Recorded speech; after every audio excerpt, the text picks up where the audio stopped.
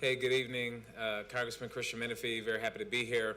I'm here to ask y'all to delay this vote today. There is nothing more important than when you're closing down a public school that a community relies on. And so many of these communities, this is the only safe haven for these students. And it matters so much to these parents. This is about giving kids the opportunity to be successful educationally, to go off and be able to do better things. But the disruption that you can bring to their lives if you close down a school is an incredibly big deal, and it's a decision that should not be taken lightly.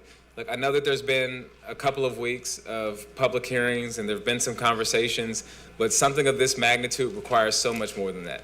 When I was the Harris County attorney and we were making a decision that could result in the closing of something public, weeks, months of conversations with the public so that they felt heard, so that the conversations were real, and when they were expressing their issues, their doubts, that they were being responded to, it was being seriously considered, and that it was injected into the decision-making process. I think what I've heard from many folks about this process is that it seems superficial, is that it's felt rushed, and as Congresswoman just mentioned, this isn't going to happen for about a year anyway, so there's really no reason to push it through this quickly. I'm here today to ask y'all to please delay this, give the folks who live in these communities the opportunity to have their voice heard. And, I'll close with, look, we all know that the takeover has not been very popular amongst the people who live in our communities. And part of the thing about a democratic form of government is people have the opportunity to come, to talk their stuff, to have their opinion heard, and the elected officials have to consider there are consequences on the other side. When that's stripped out of the process by the state of Texas, it doesn't mean that y'all have to strip it out of the process when you're making a decision like this. So my ask to y'all is that you delay. Let's continue the spirit of our democracy, which is allowing folks to have a fair opportunity to be heard in a real meaningful way. Delay this vote and let them have a true conversation with you all about their feelings about closing down these schools. Thank you. Thank you.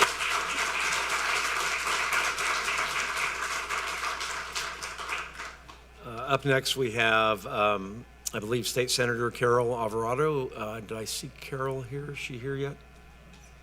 Okay, well, we'll just we'll wait until she gets here. Next, then, would be State Senator Molly Cook.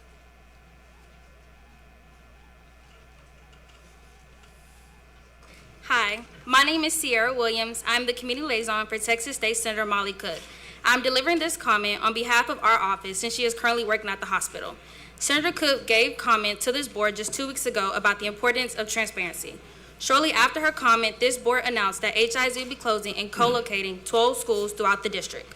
2 of the affected schools are in Senate District 15, Boris Elementary School, which will be closed and consolidated into Kennedy Elementary, and Pleasantville Elementary School, which will have Port Houston Elementary School consolidated into it. These closures happen without transparency or proper notice to parents. Our office has heard from multiple affected parents who are upset and confused. The closure of this school is deeply personal, and rushing the process has robbed our constituents of time to process. This is why Senator Cook joined with Senator Alvarado and Senator Miles this week to send a letter urging you to delay this week's vote so that our constituents have the time to understand this proposal. In closing, I walked the halls of Boris Elementary and Kennedy Elementary as a student, and now I have earned my bachelor's degree from HBCU, and now earning my master's. Academical is generational. Thank you.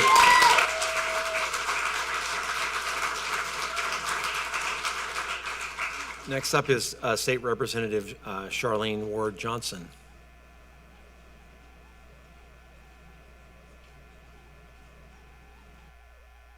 Members of the board, I am Representative Charlene Ward Johnson, and I proudly serve House District 139. I come before the board today to oppose proposed campus closures and to discuss the closure of Burris Elementary specifically. Burris Elementary sits in House District 139 in the historical Independent Heights neighborhood. Independent Heights community began around 1905, where black families purchased lots and built their own homes. A 2-room school was established in 1911. Independent Heights became the first African-American municipality in Texas when it was incorporated on January 25, 1915. Burris Elementary was created in 1911 to serve black students in the area. Burris Elementary has maintained the status of an A-rated campus and produced outstanding graduates, and you thank it by closing it. You reward it by closing it. In 2020, The Independent Heights community experienced success when the Texas Historical Commission formally recognized the cultural and Furthermore, voting to close the historic Burris Elementary, a long-standing pillar of that community, in a month that would be, not in any month would be bad, but to close it during Black History Month is a slap in the face and a direct attack on the Black community. Doing so erases our history and displaces families in my district. I urge you to vote no, to oppose, and to say we want to listen to the community first and vote no to close these schools. We want to be able to have a voice. We want to be able to have our voices heard, and a vote no will show that you put the people first. Thank you. Thank you. Up next is State Senator Carol Alvarado. Welcome. Okay, 1 minute. We give deference to public officials. Okay. So you don't have 1 minute. You can- Thanks. Thank y'all very much. And a special thanks to the parents and community folks that are here. In 2011, let me just take you a little bit back in time. In 2011, the state budget forced cuts to HISD. At that time, 4 schools were closed. Those were 4 elementary schools. And during that time, the financial outlook was very dire. And even still, that board, which was elected, weighed their options for months before deciding to close 4 schools. Fast forward, here we are. This board is scheduled to vote on closing 12 in a very short time. Half of these 12 are in my Senate district. HISD families have been given only 2 weeks to absorb this news, ask questions, and prepare their children for the transition. Important details such as how children will be bused and where faculty and staff will be placed are still up in the air. I was at the meeting at Cage last night, and I have to say, there was just a very short opportunity for the parents to ask questions. They stopped it, and there were maybe 3 people that still had their hands up. And they shut it down and asked everybody to pick a subject to go to.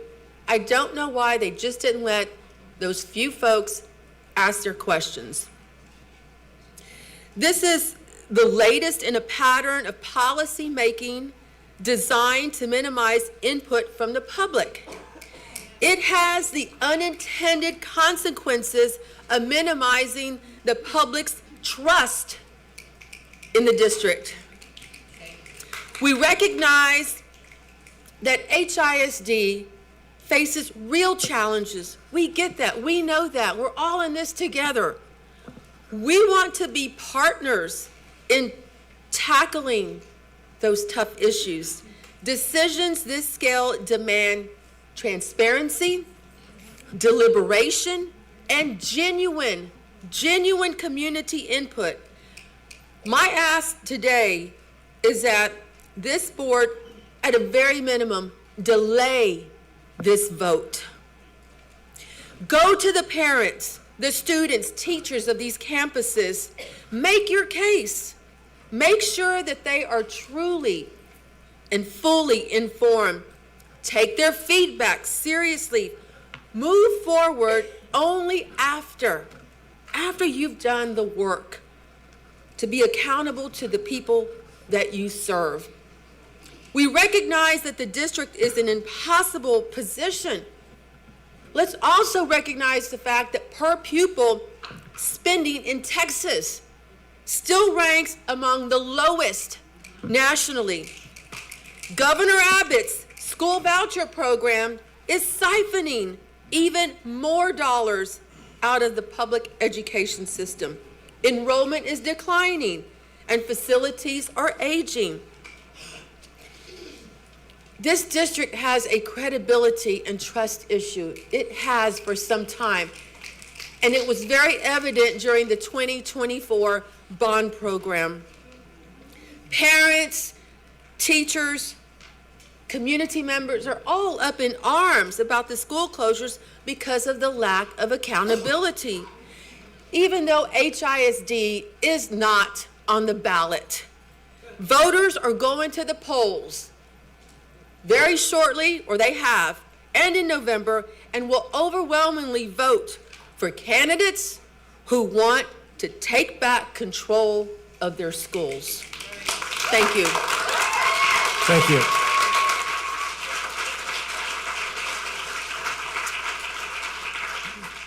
Up next, we have State Representative Lauren Ashley Simmons. State Rep here. Okay. Okay, next we have here from HISD elected trustees, Dr. Maria Benzon.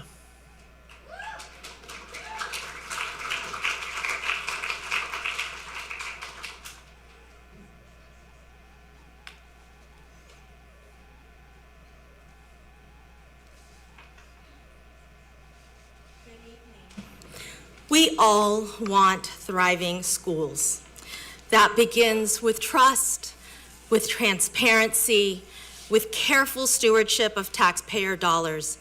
School closures may be necessary in a district facing declining enrollment or when the cost of renovating and updating aging facilities becomes unsustainable. I understood that when I ran for trustee. These are hard decisions, serious decisions, community-shaping decisions, but they cannot be rushed. They cannot come with 2 weeks' notice. They cannot move forward without authentic engagement with the families whose lives will be disrupted. Right now, many parents feel unheard. Many teachers feel dismissed. That erosion of trust makes every future decision harder, including a bond the district will eventually need. As the duly elected trustee for District 5, I stand ready to do this work, to listen to families, to weigh the data carefully, to ensure that fiscal responsibility and student well-being move together. Local accountability matters. Community voice matters. Tonight, I respectfully ask you, do not move these closures through the consent agenda. Slow down. Open the dialogue. Let the community be part of the decision. Thank you. Thank you. Next up is Trustee Gomez.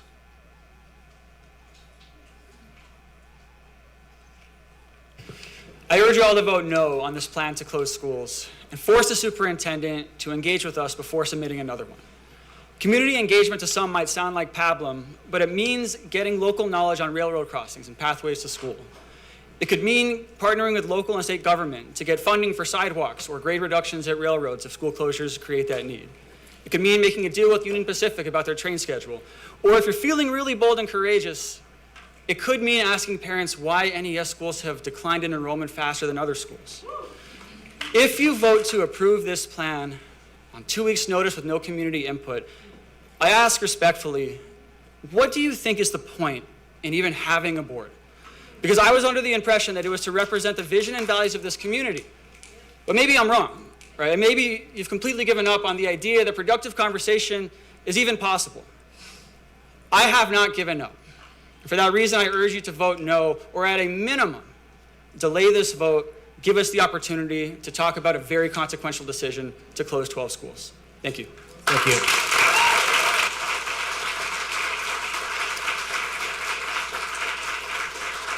Up next, Trustee McDonough.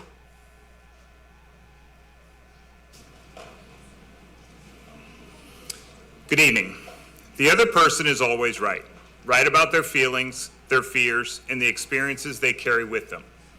If we want actual communication, we must first travel to that place of right, because without that step, trust is impossible. Currently, the continued practice of viewing the community as an adversary or a nuisance to be endured will not leave this organization better than you found it. Strictly choosing data over dignity, efficiency over empathy, and paternalism over partnership will not get us there. As the elected trustee for District 6, I default to optimism. I am eager to work alongside you so that we can ensure the district is in prime condition to serve the families of our city. This is complex work. Tough decisions and meaningful community involvement are not mutually exclusive. They can and should happen together. Yes, that process takes longer. Yes, it is harder, but it consistently leads to better decisions. Education is personal. Everyone has their own K-12 experience and believes they understand what is needed. And for those with experience serving on boards or making high-level decisions, it can feel straightforward. But this is not abstract work. This is the human element inside a massive organization. It is complicated, it is emotional, and it deserves respect. Respect means slowing down, answering hard questions, engaging those most impacted, and pushing always for the benefit of the true users of this system, our children and their families. Thank you. Thank you.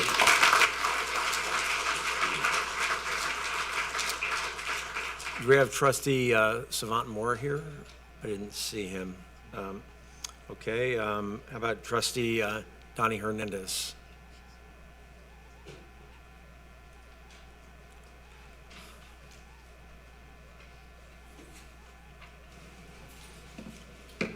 Good evening and buenas noches. My name is Dani Hernandez. I am the elected trustee for District 3 in HISD. I am here to ask you to at least delay the vote, if not vote no, to closing the 12 public schools. We all understand that enrollment has gone down in HISD. We understand that public schools need to close in order for HISD to move forward.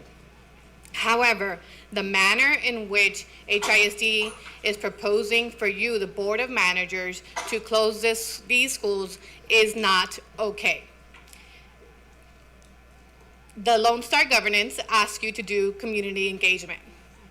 Lone Star Governance, which is part of the exit criteria, requires you to go out to the community for not just closing schools, but for multiple things. That was not done for this process, and it is not okay to go out and not be transparent for the community and ask for the community to not want their schools. This violates basic public trust and transparency. We know 8 years ago the LBB told us to close schools.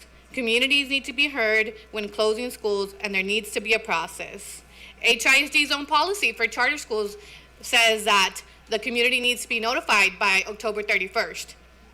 That didn't happen with HISD's own proper schools, and I can't fathom why HISD would not want to give that same courtesy for HISD parents and community. And if you're thinking, oh, we had community meetings at the schools that are closing, guess what? Those were not community meetings. I went to one. Not only was I denied entrance to the community meeting and had to make calls to get in, my child is supposed to be attending that school in August. Those were not community meetings. Those were meetings for parents and legal guardians. So that cannot be said as, hey, we checked the box because we had meetings. Those were not community meetings. That was informational meetings only for parents. And again, this is not about closing schools in general. We know that HISD needs to close schools. The process is what needs to change. The process is what needs to be ramped up. There's lots of research on what other districts have done in order to close schools and go out to the community. Look those up. They're out there. Other districts have closed schools and done it in the right way. We hope that you can do that as well. Even though that you're not elected, you're still representing us. Thank you. Have a good evening. Thank you.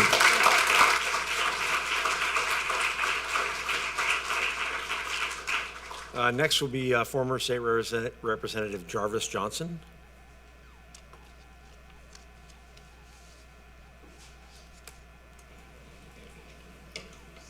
How many of you have children in any of these schools that are being proposed to close?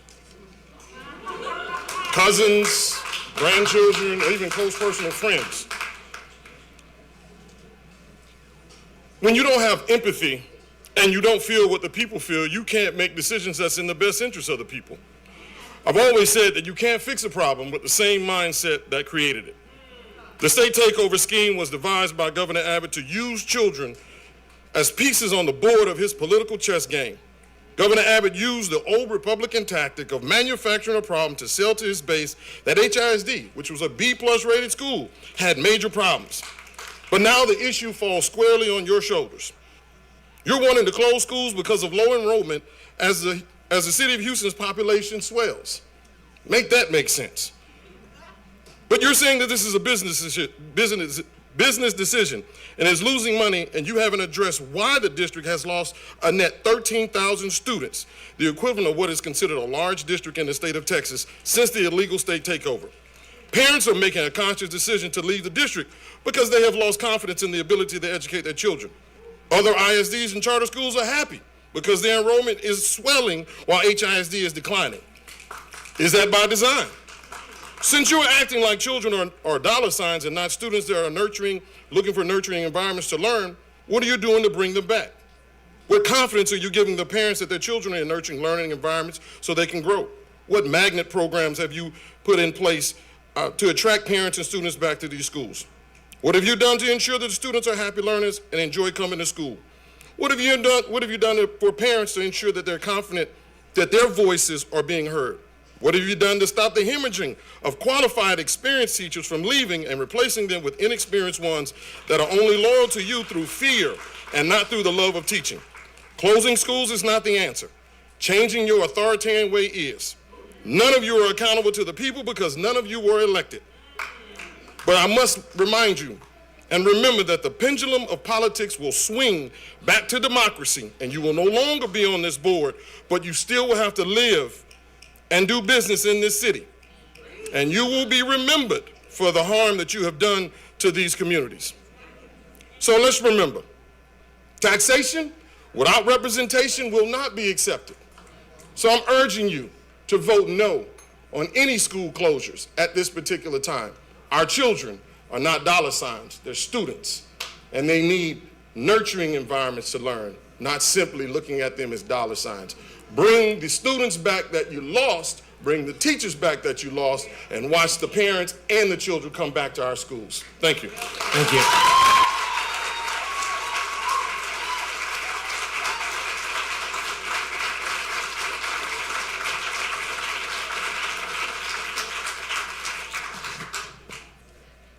Next, we'll hear from speakers who have identified themselves as HISD students or parents. Speakers, please state your name and your topic. And when you step up to the microphone, Ms. Smith, you may call our first set of speakers. Could I ask all students and parents to move to the front 2 rows, please?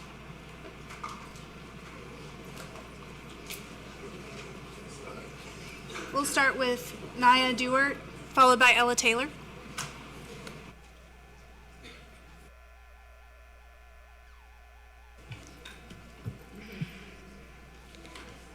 Hi, my name is Naya and I'm 10 years old. I would be so angry if they closed my school without talking to my parents. Mike Miles, you even refused to come talk to the city and city council about this. Why? And now the plan is to close 12 schools that are being voted today, and we have no say. That feels like you're rushing this through. Why are you rushing? You are having fake community meetings for 35 minutes where you tell us your plan, but you don't listen to us. You have made your decision alone, and that is unfair. We speak to you at every meeting, but you don't seem to care. Why won't you listen to us? Thank you.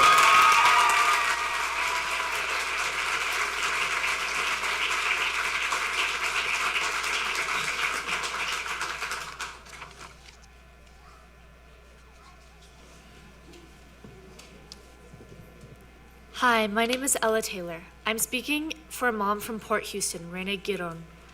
This speech was originally in Spanish. She's hurt and angry because the district has not been clear or honest with her community. Port Houston School is the heart of our neighborhood. It is a safe space for our children, and and for parents like us, it is the only public building in our community. At Port Houston, teachers know our kids and care for them. Our children are supported and helped every day. And we see them grow in school and as people, but they learn so much more before the takeover. This decision is very serious. It affects our children in every part of their lives, and it was made without listening to us. We were not asked, we were not included. We deserve respect, we deserve answers, and our children deserve to keep their school. Thank you.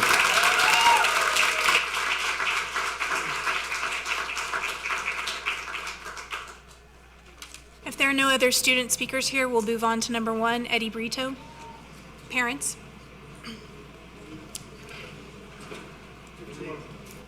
You said you wanted high-performing schools, yet you give them to the private sector. You liar. You say students are progressing, but your data only focuses on the median students across small samples. You liar. You say SPED and transportation are getting better, but my personal experiences would beg to differ. You liar. You tout AI future schools as the best, but can't provide effective cybersecurity for laptops. You liar. You call engaged parents unprofessional conspiracy theorists, but now you have the professionals calling you out on our behalf, and you hide. You liar. You are the reason for enrollment declines. Your biggest claim, zip code is no longer a child's destiny. Closing these schools goes against that. You liar. Thank you.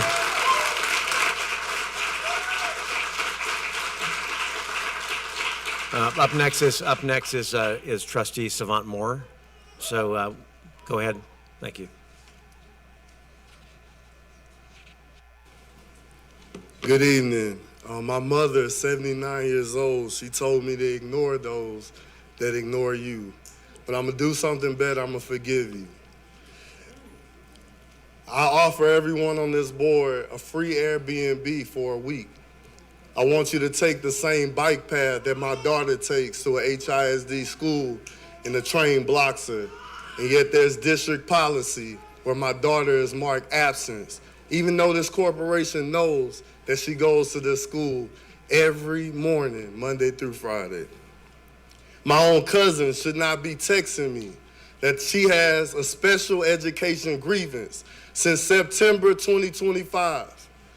And see, it's special because this cousin I met through Ancestry.com because I've never met my biological family. And yet my first time I experienced with my biological family is this district hurting them. 40 years, I still have not met my biological mother. And so my first experience with the blood that runs in my vein is this district hurting them. They elect officials because we live in our district. So it's always interesting to me that people on this dais are making decisions for Northeast Houston, and you don't live in Northeast Houston. Lastly, we know that these schools are gotta close. We know that we need the bond. What I'm asking respectfully, if you are in real estate, abstain from this vote because the optics just do not look right. They don't look right. So respectfully, abstain from the vote today. And to every voter, vote so that this never happens again and that we fight for public education. Now let me go win this state race. God bless you. Thank you.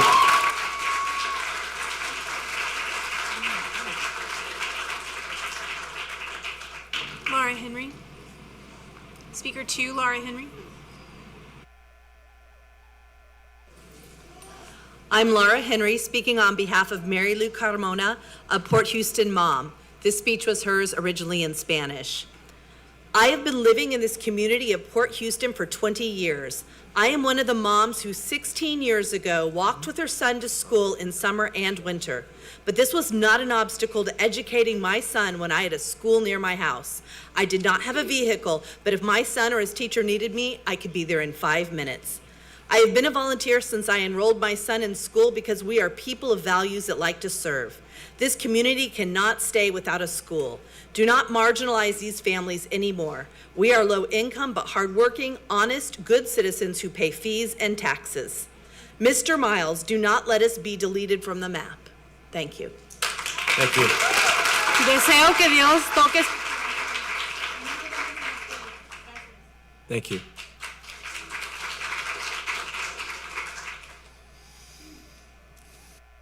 My name is Vianney Torres. I am a parent of two Port Houston elementary students. And I just wanted to say, as you may know, Port Houston is a B-rated school. Y'all are wanting to transfer our students to Pleasantville, which will be a C-rated school. That's a huge, great difference. And unfortunately, we did a walk from Port Houston Elementary to Pleasantville. In that walk, we recorded the walk over there. It's very unsafe. There's loose dogs. It takes about 30 minutes to walk over there. With children, it would take more. Our school is improving. We are a B school. Do not move us to Pleasantville. Thank you.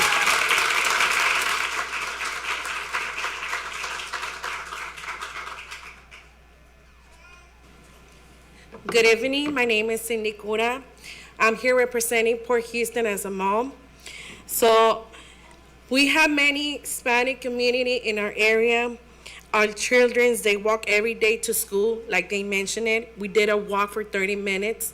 It's in a safety area. So there's not gonna be a 24/7 transportation. What about when our kids get sick, who's gonna take us? Is the transportation gonna take us? Is the school's gonna take us? Are they gonna be waiting for us to pick up our kids? No. So we're gonna have to walk on extremely heat, raining days that is gonna take us 30 minutes to walk and 30 minutes to come back. And the question is, do y'all really think the problem is the HISD or the closures? No, I honestly, and with all the respect, Mr. Miles, I think honestly the problem is you, because you're not considering the families, the kids, and everybody. So if I were you, I would consider it. Thank you.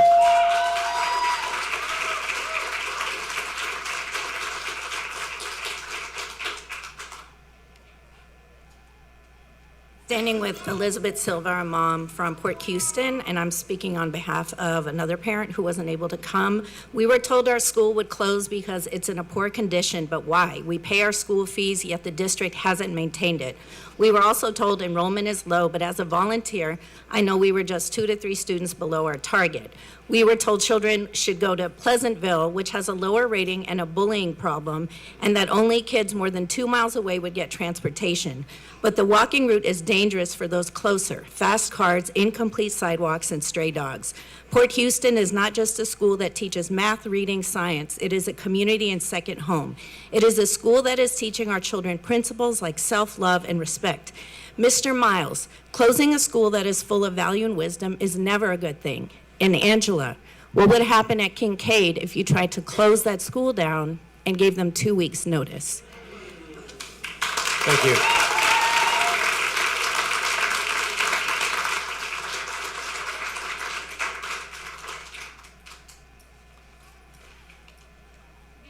Members, my name is Daisy. I am a parent, community member, and a proud alumna of Port Houston Elementary.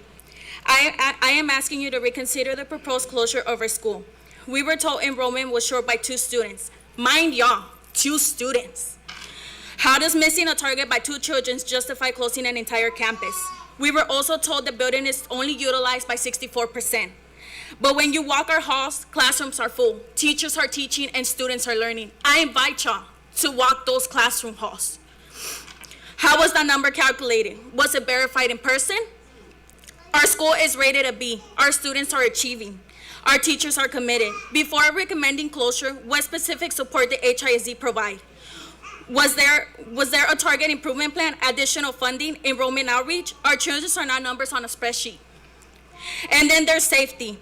We walked the route our children will be expected to take for the other campus. It took us 30 minutes. You expect a child to walk 30 minutes? We're just asking for transparency at this point. Thank you.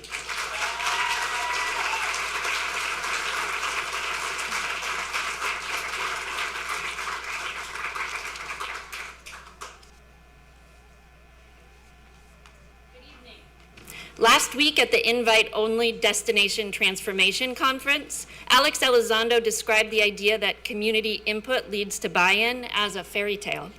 It was not said in a room where the communities being discussed were present.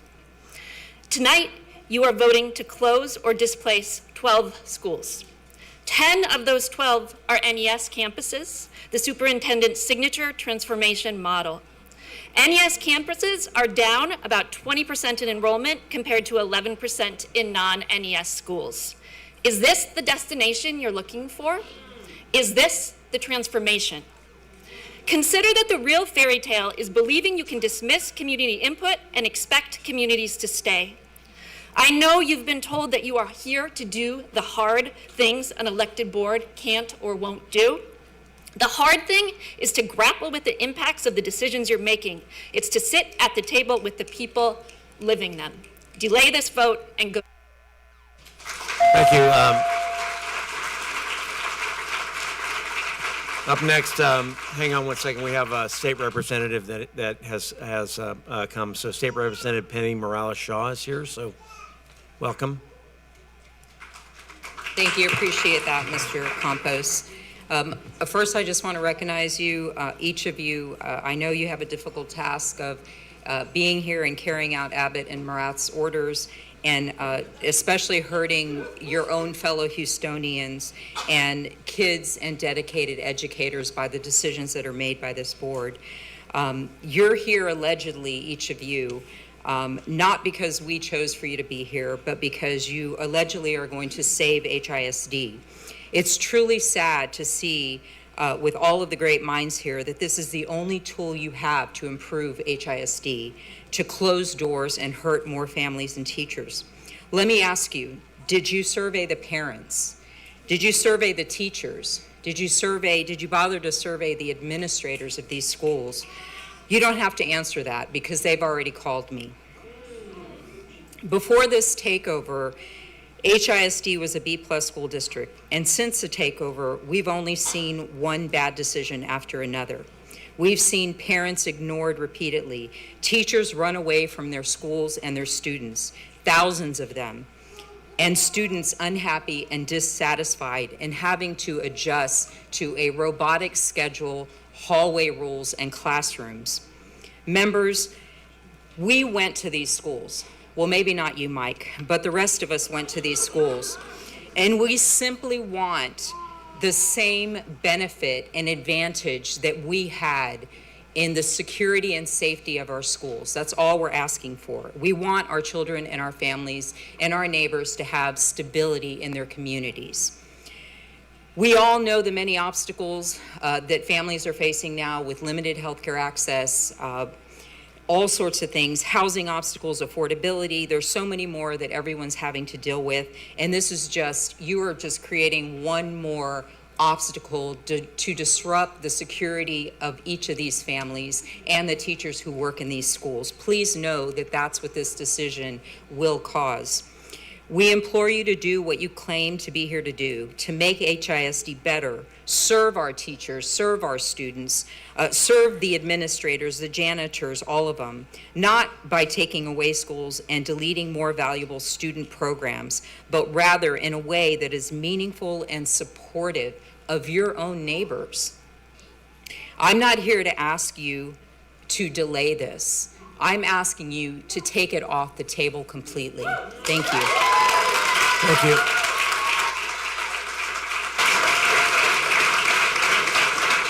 Student Aubrey Barr, followed by parents in Group A. Good afternoon. My name is Aubrey Barr. I'm an HISD student and a big sister to a 5-year-old boy with autism who attends Betsy Ross Elementary. I need you to understand something before you make this decision. For children with autism, stability is not a preference, it's survival. My brother started there at 3 years old in special education pre-K. He struggled to communicate, he struggled with change. Some days were overwhelming for him, but his teachers didn't treat him like a problem to manage. They learned him, they learned what calmed him, they built trust with him. And trust for a child with autism is not easy. It takes time, it takes patience, and it takes consistency. Because of that stability, he is now in general education. He has friends, he feels safe, he is proud of himself. That didn't happen because of a building, it happened because of a support system that knows him. And now you're considering tearing that apart over attendance numbers. So I have to ask you, when you calculated enrollment percentages, did you calculate the cost of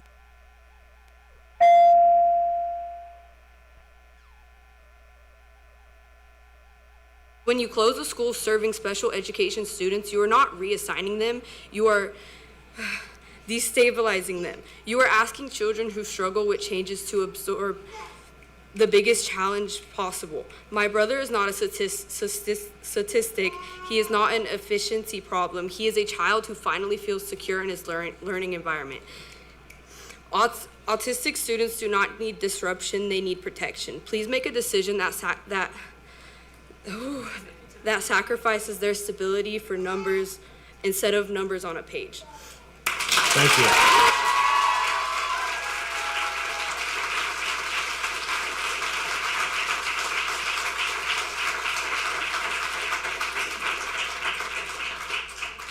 We're ready to hear from HISD parents on Zoom. Audrey Neff. We're moving to Zoom for HISD parents. Audrey Neff, please turn your camera on.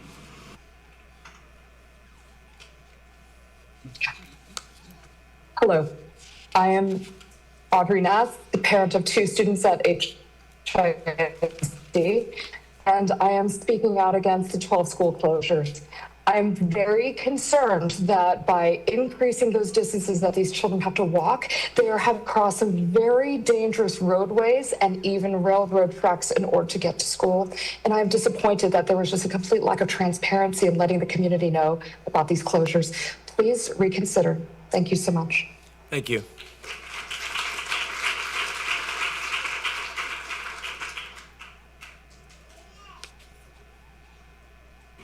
Kelsey Ennis, please turn your camera on. You may begin speaking.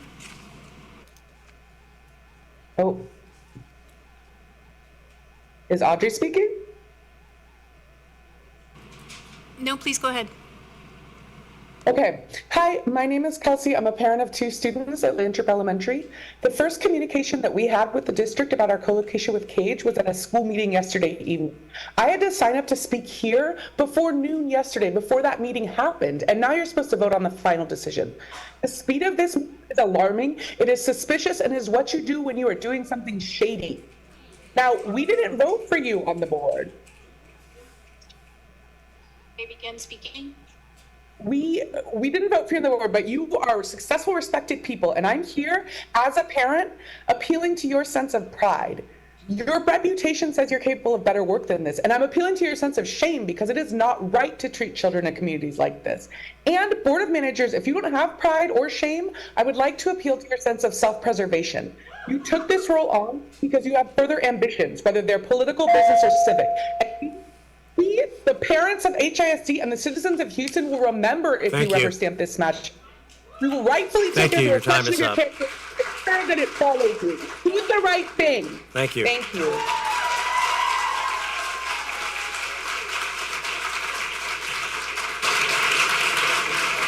This concludes our Group A speakers.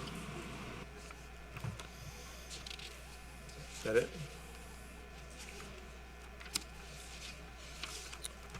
Okay, we have a presentation from the administration. Superintendent Miles, you have the floor. And I'll remind the audience that you'll get one warning, then you'll be asked to leave after that. So there's a presentation being made. There's a lot of people online and people in the audience that need to hear this. So please respect our rules. Thank you. Go ahead. Thank you. Thank you, Mr. President. I'd like to invite Deputy Superintendent Kristen Holt to provide a brief update on Item 1, authorization to explore a partnership with Collaborative for Children. Deputy Superintendent Holt.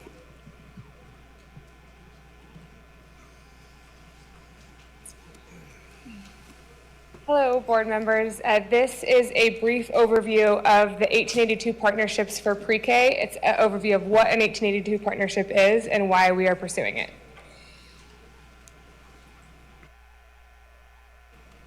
One second.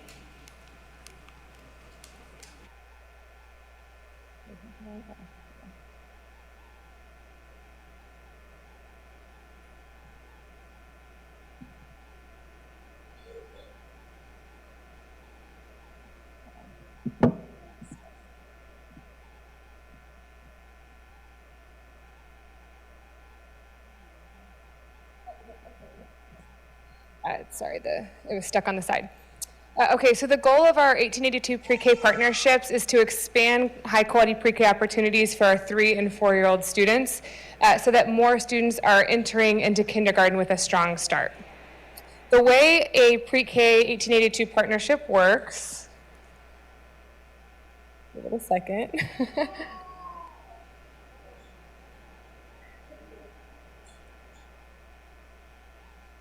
We can try one more time. Okay. It's okay, just look at it. I can still speak to it. So the way a pre-1882 partnership works is HISD will enter into a contractual agreement with a hub partner. You can think about this as a nonprofit entity that exists, in this case, Collaborative for Kids. That hub partner can go and enter into agreements with non-HISD schools that serve pre-K students. So you can think about this as maybe a daycare that has small babies but also serves pre-K. And so they can go to those non-HISD schools and dual enroll them in HISD pre-K while they remain at that school. When you enter into an 1882 partnership, we can provide additional funding to those non-HISD schools to support their pre-K program. And so typically, when we've looked at some example contracts across other districts and across the state, it might look something like we receive a set of money from the state for 1882, 80% of that might go to the non-HISD school to support pre-K at their school, 10% might go to the hub partner, and 10% might go to HISD to support administration, because you still have to do a set of things around attendance and a number of other administrative things. So when we enter into these agreements, if you go to the next slide back there, there's a couple big benefits for all of the parties that are involved. First is increased funding. So these non-HISD schools, these community schools, get additional funding to support their existing programs. When we are thinking about these partnerships, the non-HISD schools are still operating pre-K. It's their teachers, it's their building, it's their facilities. This just gives them additional support and funding to improve their programming. The second thing that it does is it improves instructional outcomes for those students. So we can both provide additional support to those organizations, whether that be curriculum, training, assessment supports, and ensure that those students who are at those institutions, pre-K students, are getting stronger instruction prior to coming to kindergarten at HISD. And finally, it just allows us to engage HISD families earlier and help ensure that they know what their options are across HISD as they transition into pre-K. And so the board item today is focused on allowing us to start contract negotiations with this hub partner. And then the next step would be to come with a contract prior to the March board meeting to enter into this hub partnership. But overall, the hope really is truly to support more pre-K students across the city. Any questions? Go ahead. Thank you. Do you have target seats? So when we say this one partnership, what's the goal? Like how many seats would we think would come out of this? It really is going to depend on the hub partner's ability to reach different organizations. We actually are also going to be talking with the Texas Workforce Commission, who has a set of data that helps identify where are students at these child care partnerships, so that we can go ask them, hey, do you want to be part of this hub model? And then we can really approach those different spokes, you might call them different spokes, to see if they're interested. Because it's not our seats, it's not our teachers, it really can be, it can grow as big as the spokes are willing and are interested to grow.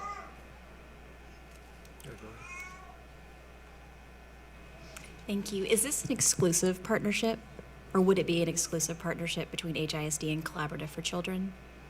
At this time and at this moment, they are the organization that has applied. We did a call.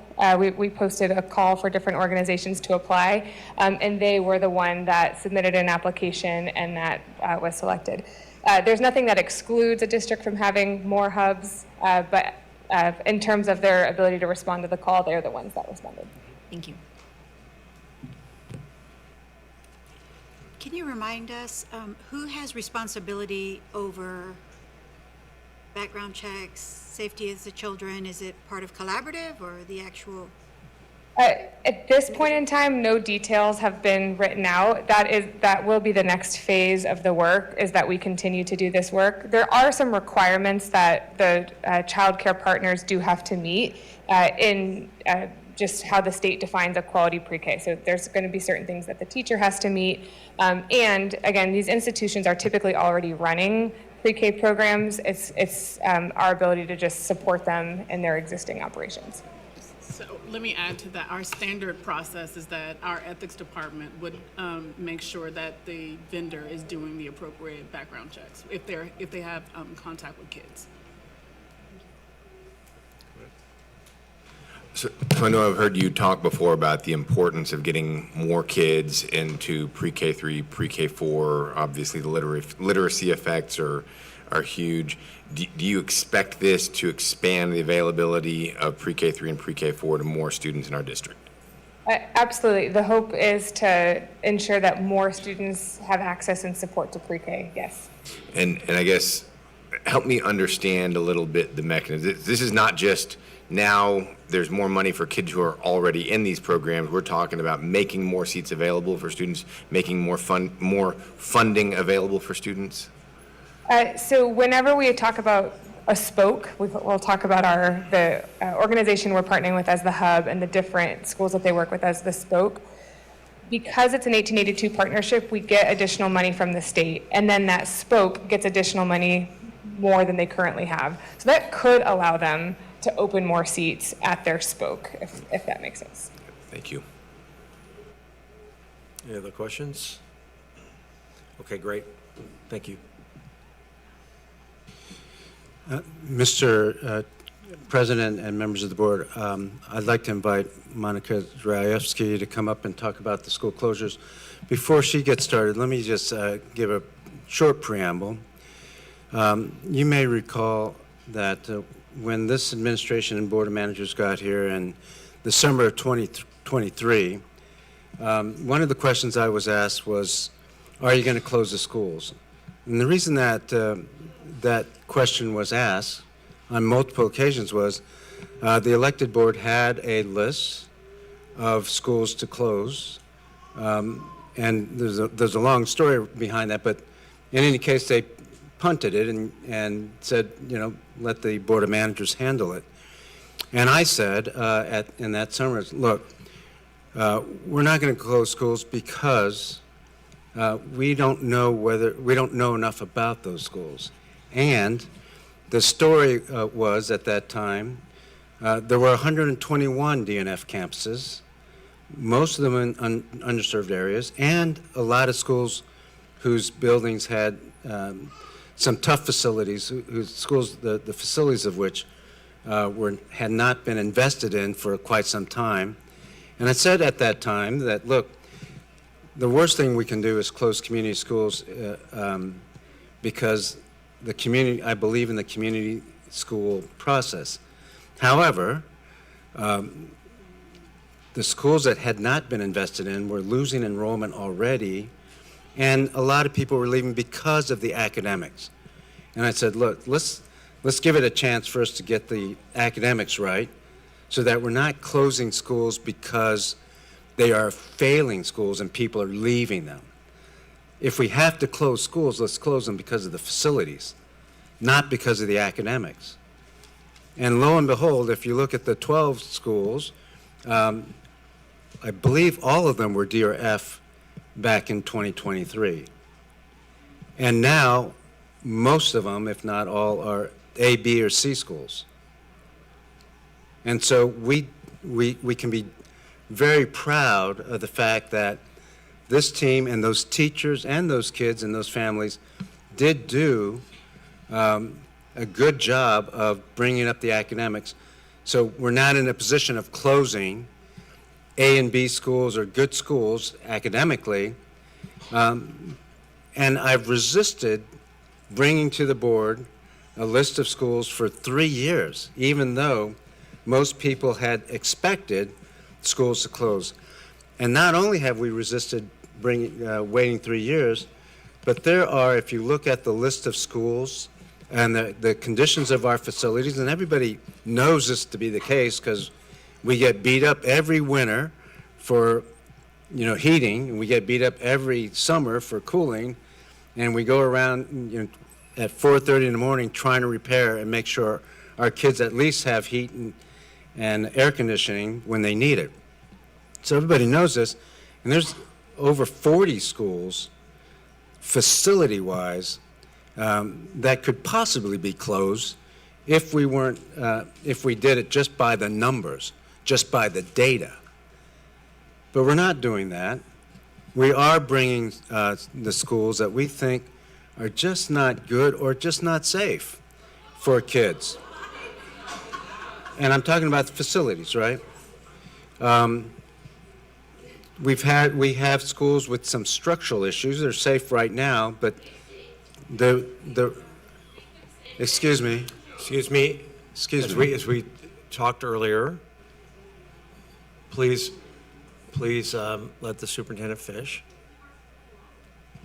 And so it's a tough decision. We recognize that, but we've gotten to the point where the school facilities, to repair them, is so much more expensive than replacing them at the end of the day. It's like a car that you have to keep replacing their transmission or something like that. At some point, you have to stop. And in a couple of places, they will be a problem, a danger problem, just a year from now, 2 years from now, and we can't afford to do that. Besides the enrollment problem.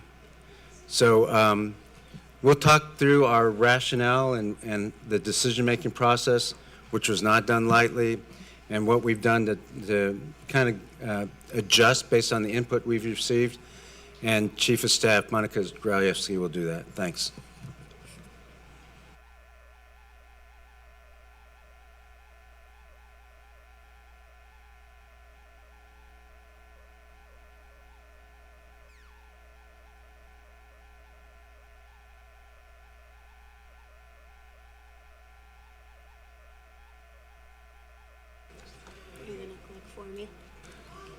Let them advance it from the room.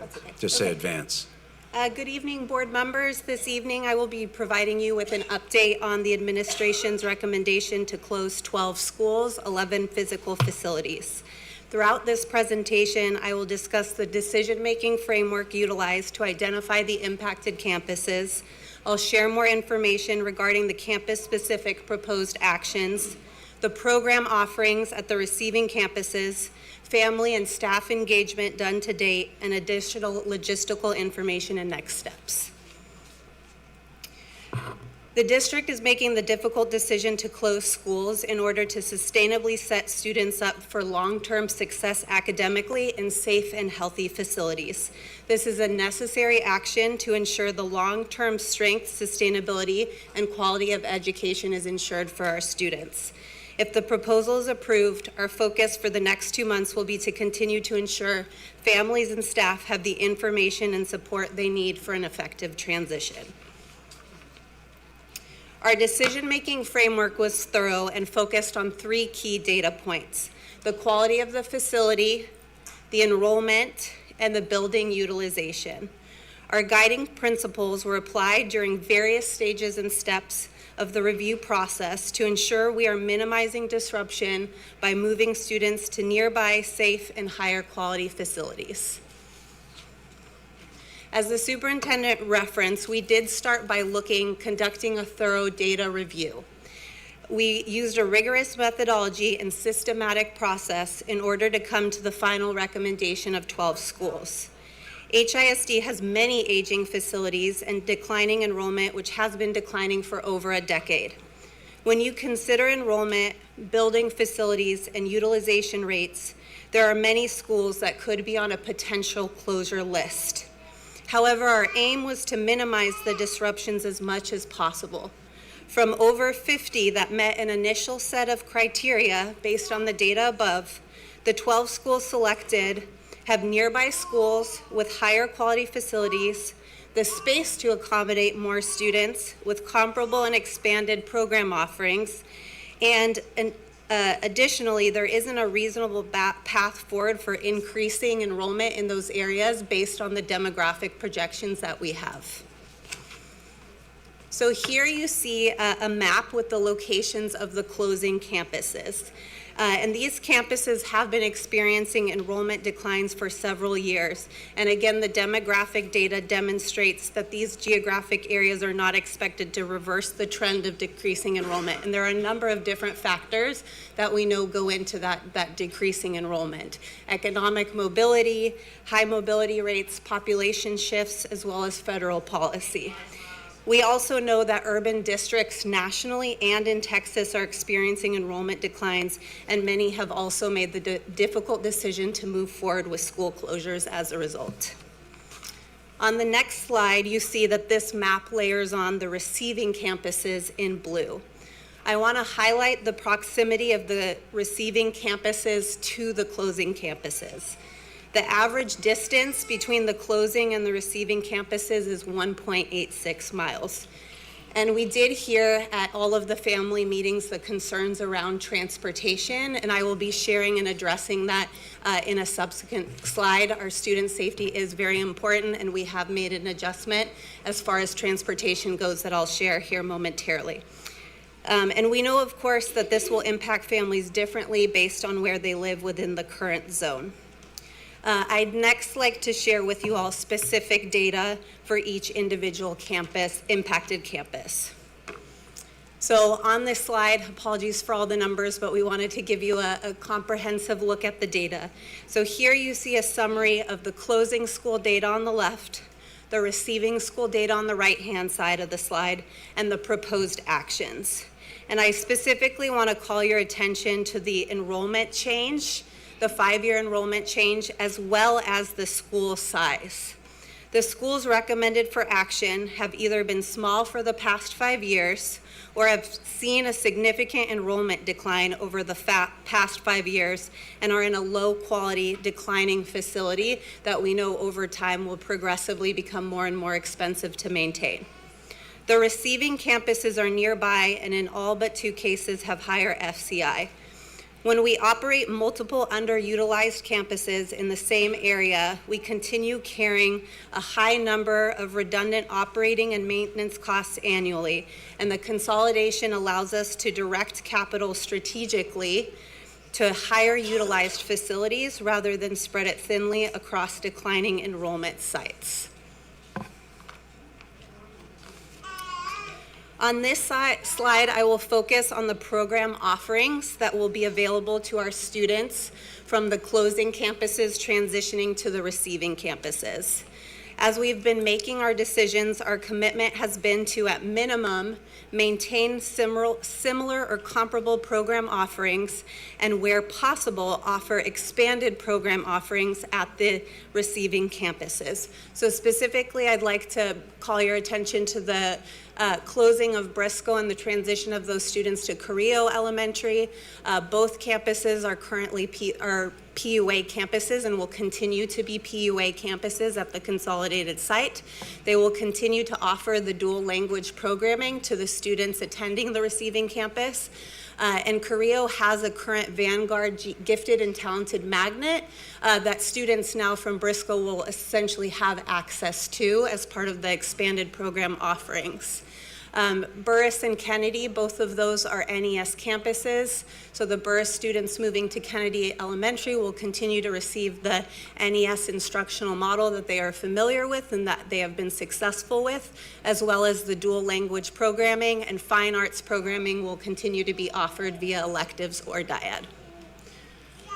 On the next slide, I wanted to call your attention to our co-located sites. And so as a reminder, a co-location means that there will be 2 distinct schools operating within one facility.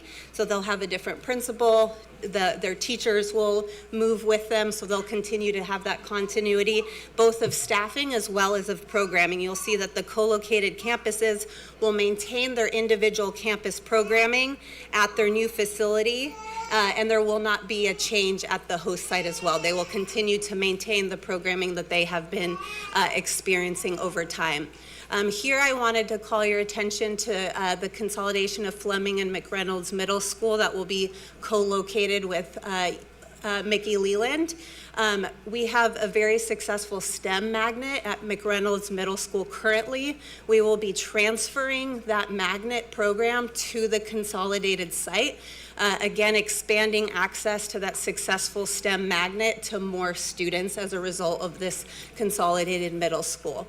And similarly, fine arts programming will continue to be offered via electives.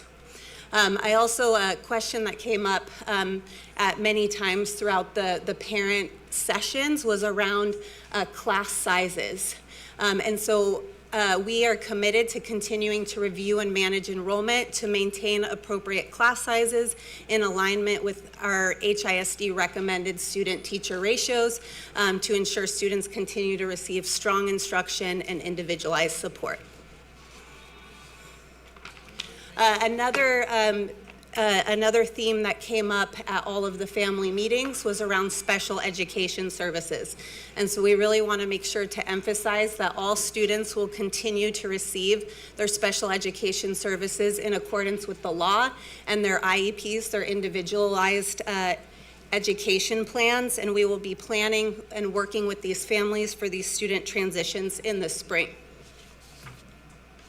So next, I wanted to be sure to share with the board updates regarding the engagement we've done with families at the impacted campuses, as well as the staff, to provide them with relevant information and support.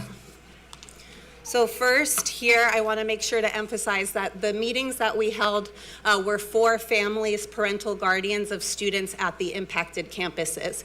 So we have held family meetings at all the closing sites, the receiving sites, as well as the co-location sites.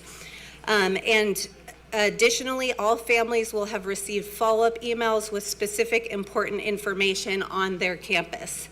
The divisions and school offices are in the process of reaching out to each family individually to ensure they have a personal touch point and get any individualized questions answered.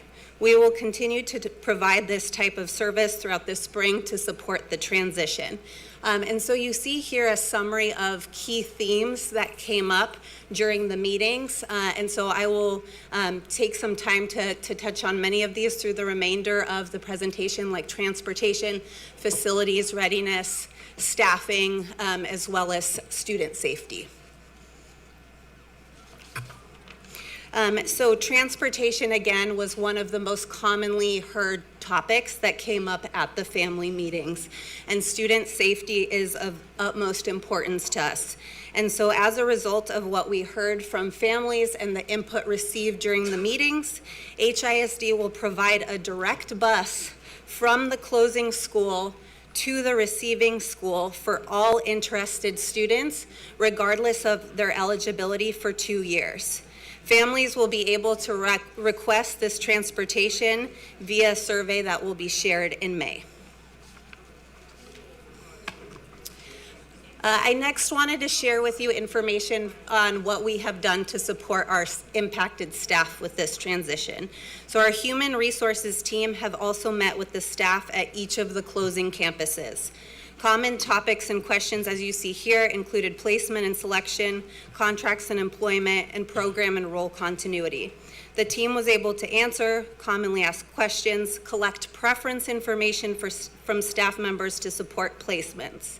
The HR team is compiling a structured placement pool based on the preference survey to match eligible staff with open positions. And so staff at closing campuses will receive priority for any vacancies at receiving campuses. And as I mentioned, we collected information from them regarding their placements and will work directly with our contracted staff to make sure we find them a seat at an HISD campus for next year. And I do want to emphasize that contracted staff will not lose employment with the district on the basis of closures. This is something that we have communicated from the very beginning, that we will follow our annual review process or evaluation system, and teachers who earn at least a progressing 2 or higher eval or earn a progressing 1 evaluation and are retained by their principal will receive and are guaranteed an equivalent position in the district for the 26-27 school year. Monica, let me just jump in just for a second. And we've had these staff meetings and parent meetings, and it's February, and we will have many more. And questions can be answered between now and August. So there'll be plenty of time to, if there are individual questions, and each parent will get an individual call from their school, those questions can be answered. Staff will have other opportunities to talk about HR issues or any other issues that they have. And again, I will reiterate what Chief Dreyfus just said. Nobody will lose, no contracted staff will lose their position based on closure. We have evaluations all the time. That process will go on. But if there's not a spot for them in the other school, they will find a similar, we'll give them a similar position somewhere else in the district. A key date as well is that we have told our staff that no later than April 17th, they will have a staffing decision for employees at the closing campuses, and they will have this information before our usual open teacher transfer opens for this year. And so they actually will still have the ability, if they didn't get a position that, you know, aligned with their interests, they still can go through our normal open teacher transfer. So I wanted to share what is coming next. As the superintendent said, we have transition support teams in place that have been working with our campus staff and families that will continue March through June. We're making calls to each and every impacted family. We will host campus tours and welcome events, meet the teacher nights, provide enrollment support. This was something that came up frequently at the family meetings that I want to make sure to stamp here, that if the student transitions from a closing campus to the receiving campus that we showed on the slide, the parent does not need to take any additional action to enroll their student to make it as seamless of a transition as possible. We will continue to provide individual family support as needed, for example, for our special education students, and our Family Connection Center has continued to field questions and address families' concerns. The other thing that we heard frequently at the family meetings was the desire to be involved in the legacy planning for the campus. And so we know that our campus communities have deep connections to their school and the physical facility.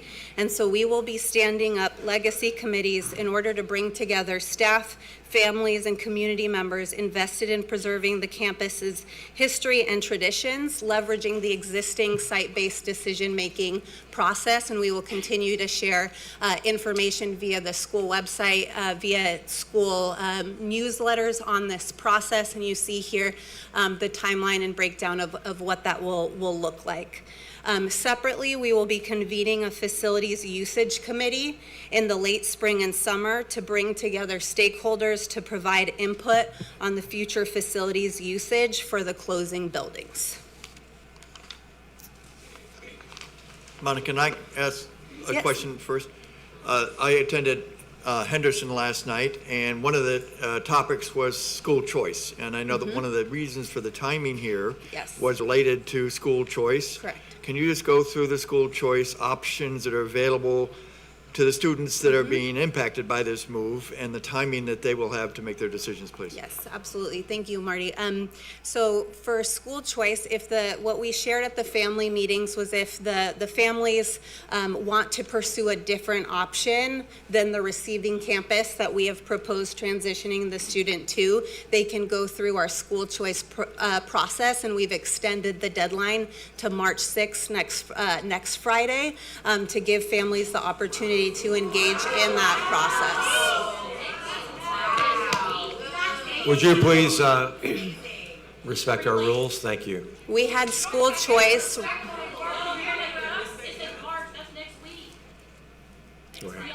We had school choice representatives available at the. You need to please let Chief finish her presentation. Thank you. We had school choice representatives available at every family meeting, and that was part of the small groups. We held a whole group presentation to give information, and we had representatives of each of the family meetings from our special education department, our school choice department, and our family and communities engagement team, as well as division representatives. They were present at all of the meetings. Any other questions? Go ahead. Okay. So again, as we have stated, school closures are a difficult but necessary action to ensure the long-term strength, sustainability, and quality of education for our students. And so we're focused on building a financially sustainable HISD with the resources to support the vision for student success. Closures will allow us to consolidate and prioritize usage resources on these higher utilized campuses. Another theme that emerged at the family meetings was the question of facility readiness, and so I wanted to be sure to reference that today. So our facilities maintenance and operations team have already completed preliminary walkthroughs of each receiving campus to identify facility needs that will require work prior to the next school year. And we've stated some examples here. If there are any heating and cooling system improvements, playground construction and maintenance were needed, safety and security upgrades, and in some cases there are specific accessibility needs that we need to address, especially at our co-location sites. And so we will continue to work diligently to ensure all facility preparations are completed in a timely manner to ensure a smooth transition for our students. So we shared this at the February 12th board meeting, so I wanted to bring it up here again. The star indicates where we are today, February 26th. Here you see the school choice window extension, when school choice notifications will take place in April. Transition planning and welcome events will continue throughout the spring. Staffing decisions will be made in mid-April, again in time for teachers to go through the normal open transfer period if they would like. And then the final day of school, June 4th, is when the campus would close. And so you see here we have the mapped out all the steps that we need to take to ensure a smooth transition for our students. And so in closing, again, this was not a decision that was made lightly. You see the systematic process we took to review the data and then also make sure we are minimizing disruption as much as possible. It's a hard but necessary decision to position HISD for the future and ensure that our students can continue to have successful educational careers. And we're committed to making the transition as smooth as possible for our students, our families, and our staff.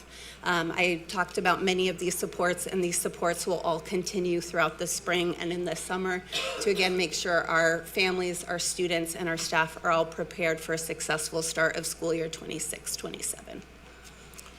Board members, before we do any questions, which I assume you have some, thank you for your presentation. I would like to get our General Counsel, Katasha Woods, to walk us through board policy on this issue.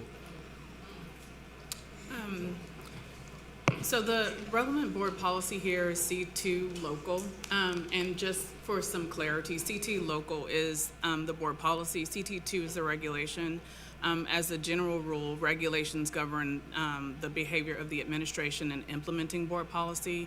So here, C2 local actually requires the district to create an objective criteria and implement it across the board for school closures, which if you look at the slide presentation that Monica just went through, it demonstrates that there was a process using, evaluating all of the items that are required in CT2. We looked at the adequacy of the facilities. There was intensive review of the instructional programs. We used a cross-functional group of team members so to ensure that each aspect of this was reviewed before closing school.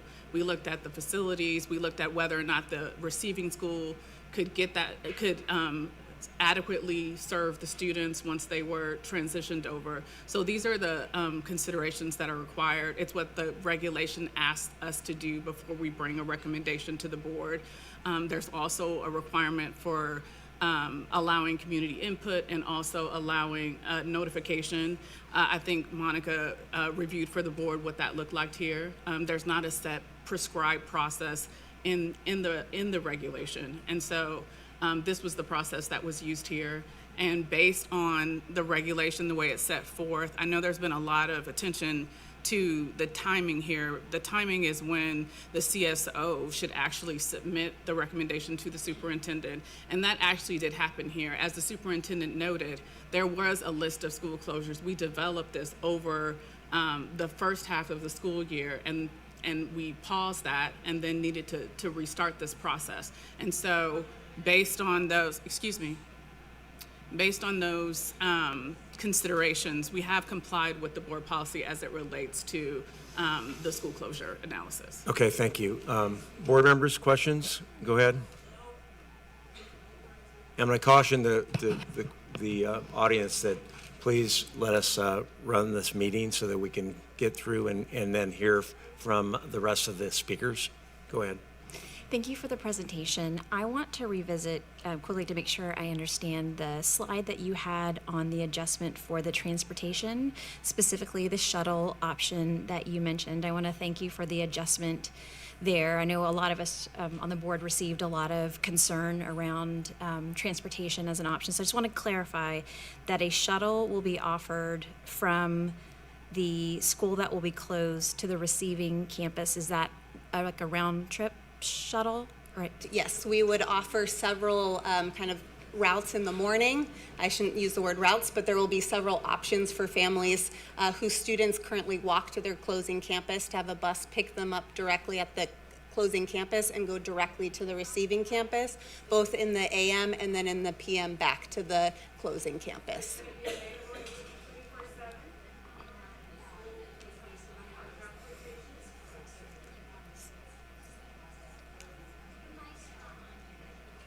I think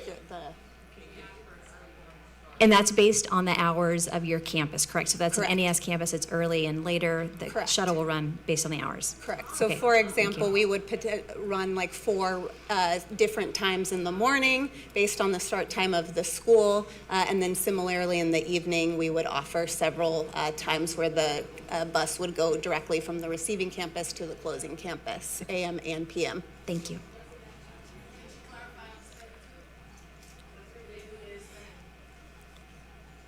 Go ahead.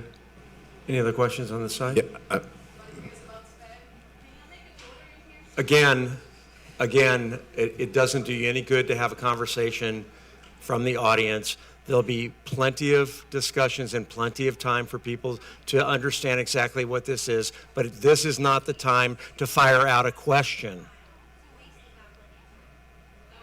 Okay, we're either going to, we are going to continue this meeting, and you understand the rules. Board President, I do have a Go ahead. clarification, What's that? if I can proceed. Just a Go ahead. clarification. Go ahead.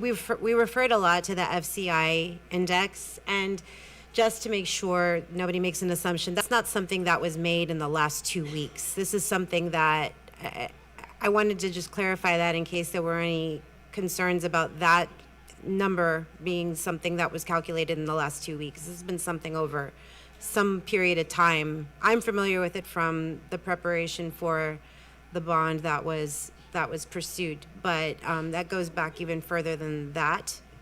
In other words, there's no secret that many schools in HISD have challenges, and this data has been consolidated to help us support that decision of which schools have the most challenges that create safety concerns, especially for our kids. Yes, that's correct. None of the data points you see were calculated in the past 2 weeks. We look at those on an annual basis. And the FCI, again, I know we talked about this, but it's the higher the number, the lower the quality of the facility is. So the other piece that we look at annually is that we know over time, right, the building degrades further and further. So part of our analysis was actually, again, looking into the future and seeing where, facilities that are progressively kind of getting worse over time, where again, we don't have the financial means to actually rebuild those facilities. And to clarify again, objectivity, this isn't something that the district decides the condition of, the way, the process, how the buildings have been evaluated. To clarify that part would be helpful, I think.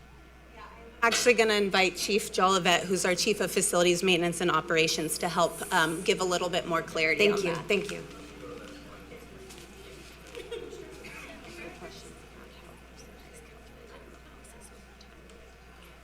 Good evening. I'm Alicia Jolivet, Chief of Facilities and Maintenance Operations. I do want to clarify just on the Facilities Condition Index, which is a part of the decision-making here.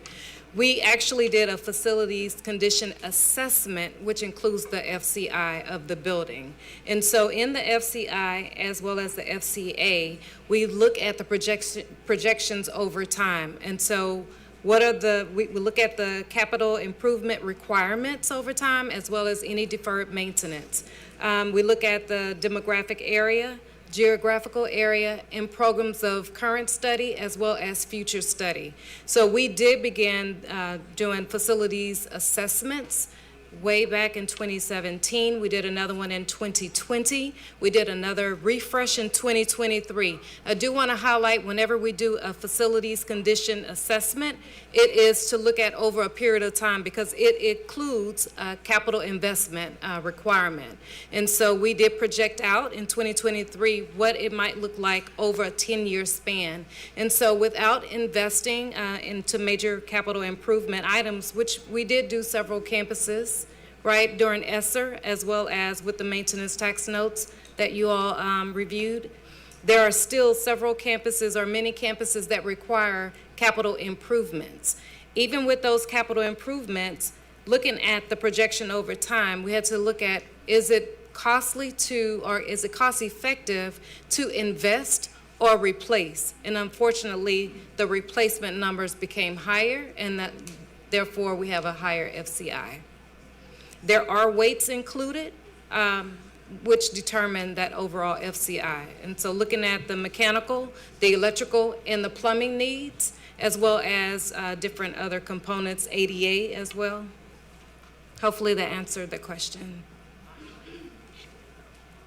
Chief, while you're there, what can you tell us about these schools that are up here on the left and closing, just kind of big picture terms? So big picture terms, we do know, you want to go campus by campus? No, not necessarily. Okay. So of course, when you look at the closing schools with the higher FCIs, we also looked at the utilization, and we also look at the capacity. And so those campuses that are on the left are moving into either a lower FCI or a higher capacity campus. And that was, like, it stuck out to me that Briscoe, for example, is going to a higher FCI at Carrillo. That's driven by capacity? Driven by capacity, yes. We are maintaining all of the campuses. We're going to continue to maintain all of the campuses, but yes, it is driven by capacity there. I guess more generally, like, what is the condition of these schools over here on the left? And I understand there's a little bit of variation, but what kind of shape are they in? Of course, we're not going to put students in unsafe campuses. We're going to maintain the campuses throughout this process. On the left, yes, they can be improved by electrical upgrades, but we also need to look at our programs of study. And so when we look at the programs of study, are the campuses, are the classrooms set in such a way that it allows for better programming, or are they stagnant in the areas that they're currently in? The campuses on the right are newer campuses, and so they are built with additional electrical capacities, additional spacing requirements, and then common areas that can be converted. So in other words, like, it's not always like obvious like walking in, right? That there's real challenges. Yes. Behind, under the walls, under the building. I mean, it's a combination of different factors. Yes. And the safety part is great to emphasize. I appreciate the maintenance, because I think there were a number of questions at some of the meetings, like, if it's not safe, are my kids safe in there right now? Right. So thank you for emphasizing that. Yeah. So they are safe. We're not going to put our kids in unsafe buildings. May I ask you a little about the receiving schools that have the higher FCI? So with Carrillo and then Pleasantville is in the 70s, which is not great.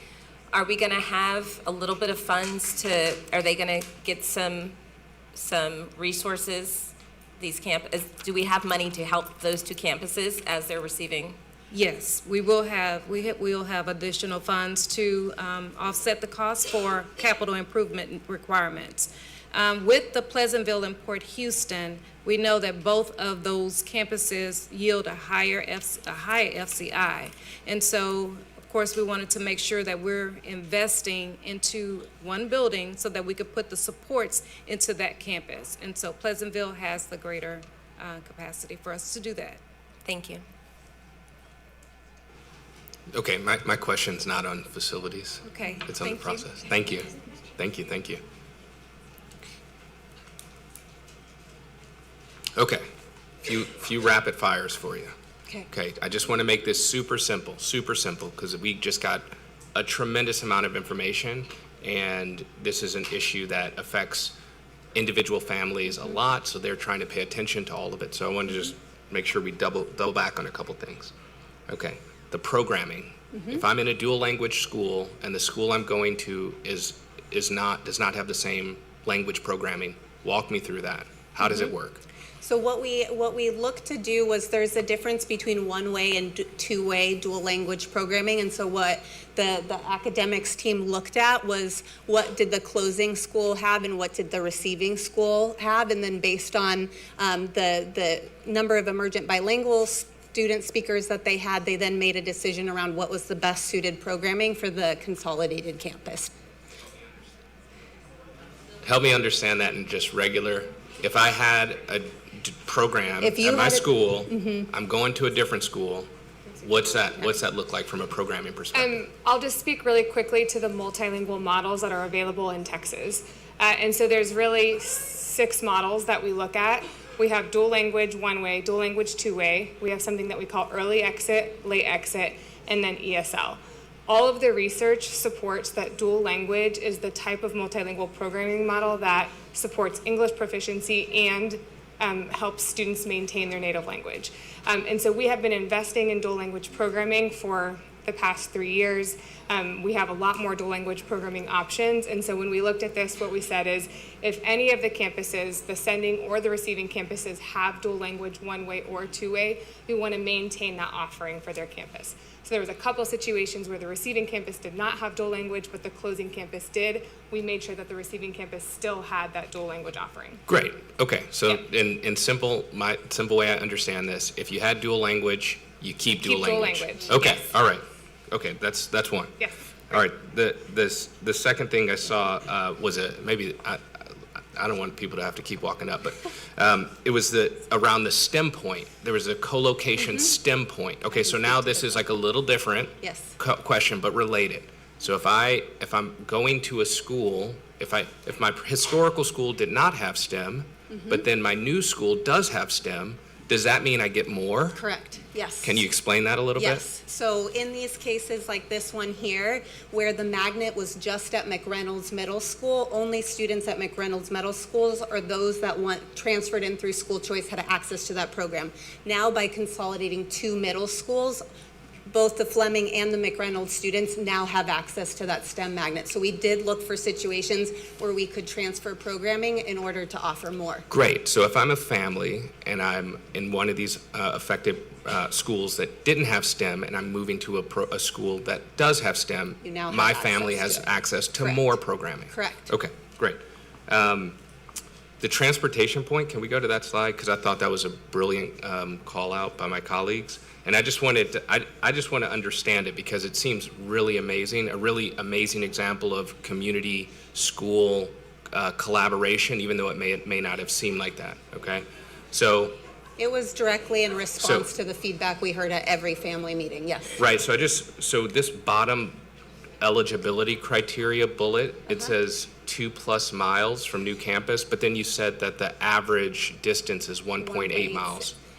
That right. So I just want to make sure. Yeah. What you're essentially saying is you are going to provide more transportation resources, even outside of the normal framework of how the district makes these decisions for the benefit of families who may be transportation challenged. And we heard it. I was in the back at Port Houston, and we heard about the railroad tracks, and we heard about those. So if you're a family at Port Houston, there is a vehicle that will take you from Port Houston to directly Pleasantville. Okay, And directly from Pleasantville back to Port Houston. and other schools too, but that's an example of where is- the distance, I believe, is less than 2 miles. Yes. And there will be a shuttle that was created for the specific benefit of that community.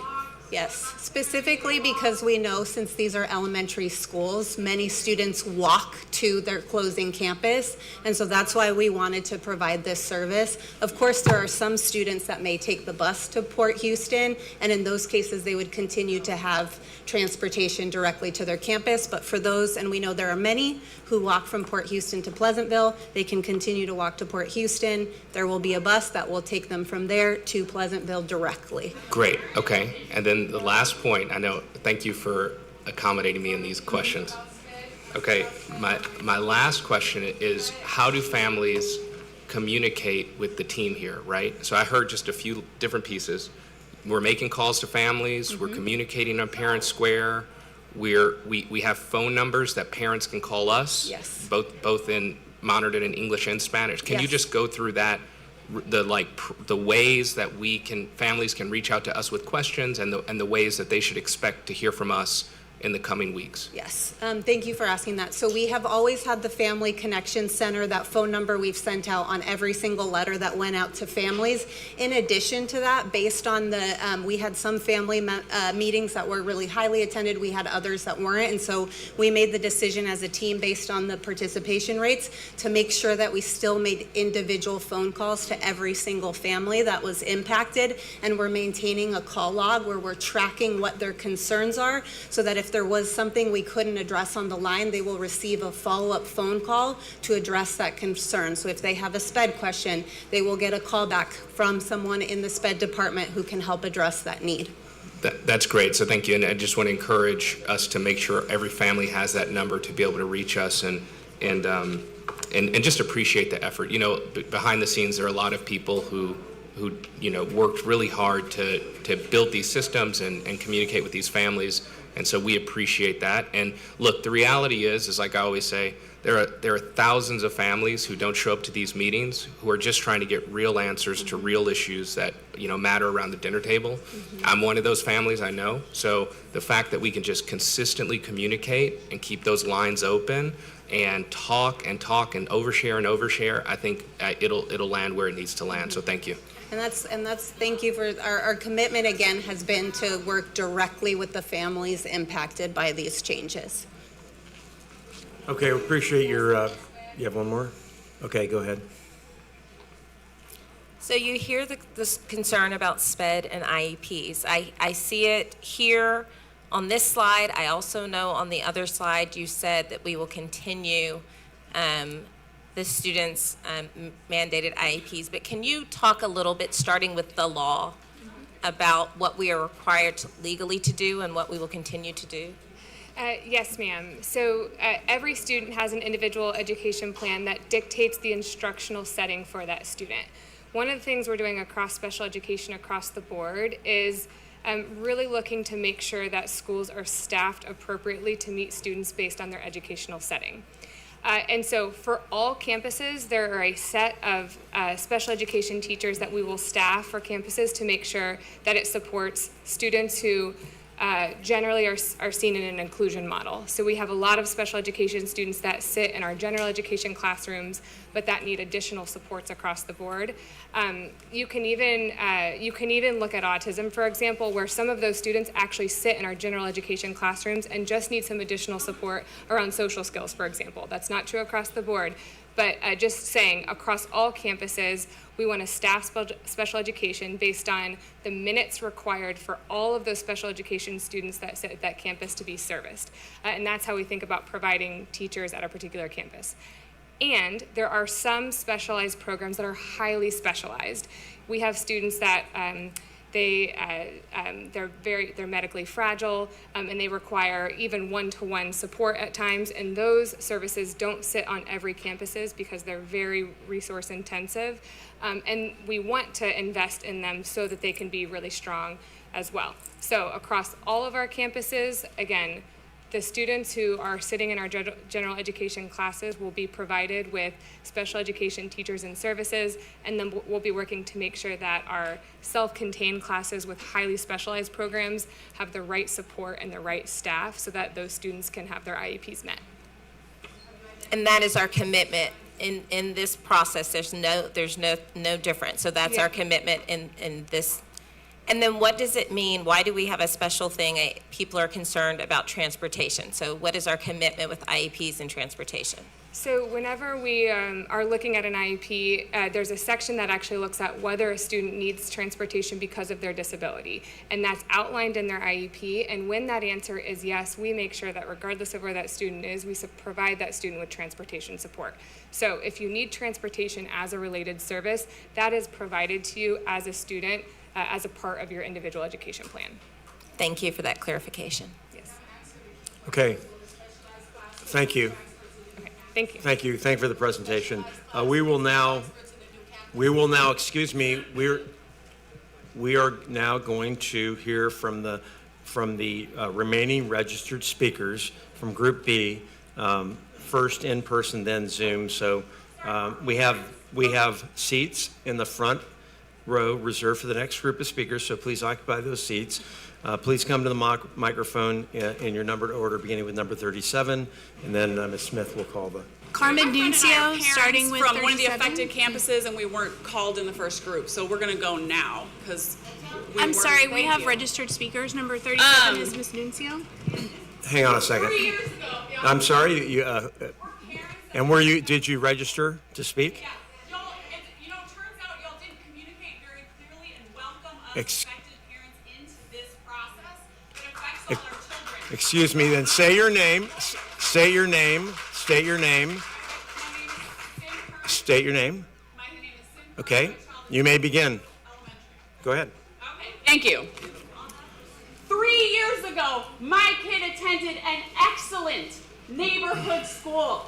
She checked out books every week from her library and was taught by experienced, qualified, certified teachers who challenged her creativity and critical thinking skills and had devoted their lives to our community. I got a teacher voice.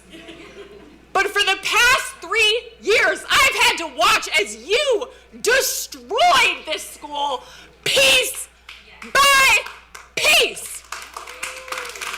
You forced out a beloved principal because she wouldn't bend her knee to policies that harm our children. You replaced books with worksheets, closed the library, replaced teachers with screen time, which we know harms children's learning, mental health. Attendance has plummeted. Ma'am, your time is up.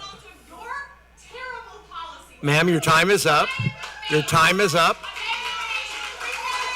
Ma'am, your behavior is disrupting this public meeting and impeding the board's ability to conduct school business. This is your first warning. If you continue to impede the process, you'll be asked to leave the building. Ma'am, you've had your warning. Ma'am, your time is up. Ma'am, you continue to disrupt this meeting. Despite my warning, I'm now asking you to leave the meeting. So please, would you have her escorted? You had your warning. Please leave the meeting.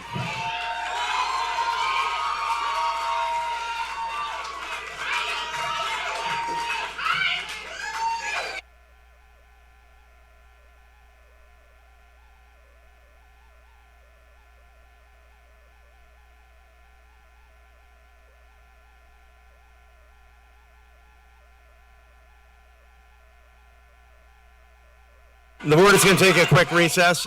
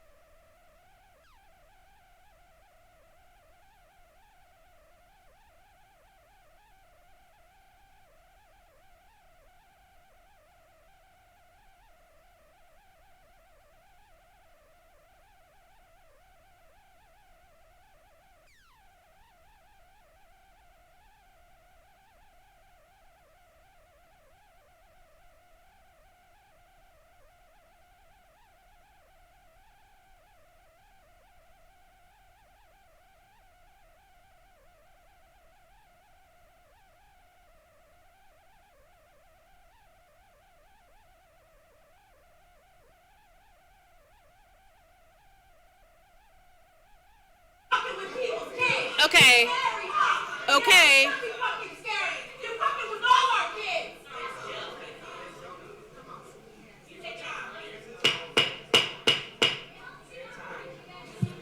We're going to try to call the meeting back to order. But in order to do that, we need the room to be calm. So I'm going to ask the board to come back out here, but we need order in the room. Thank you.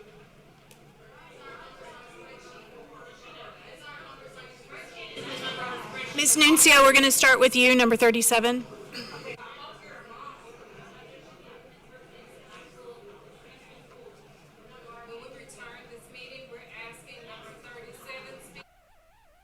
Please come up.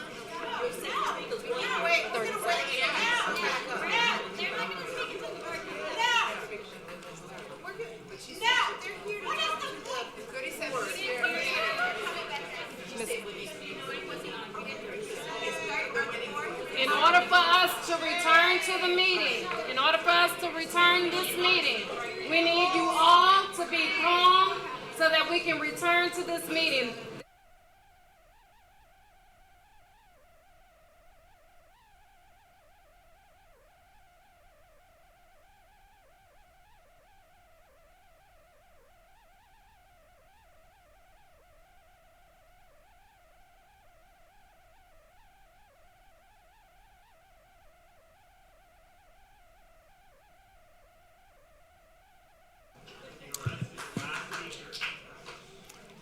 This meeting we'll begin the meeting, we'll reconvene the meeting. Why are you doing this to our kids? By law, you're supposed to let us know in advance about the closures of our schools. But then again, you've never gone by the law. I think it's high time that somebody holds you accountable for the horrible things you are doing to our kids. I was at Port Houston Elementary Monday, and my heart went out to the parents there. Some of them were crying because of what you're doing to them. These kids are our pride and joy, and you treat them like they're nothing. We're gonna have to figure out how to replace Greg Abbott and Marath. So maybe, Miles, you can go with them, because this is too much what y'all are doing to our kids. It hurts our heart, and I pray that God forgives you, Mr. Miles, for what you're doing to our kids. Thank you.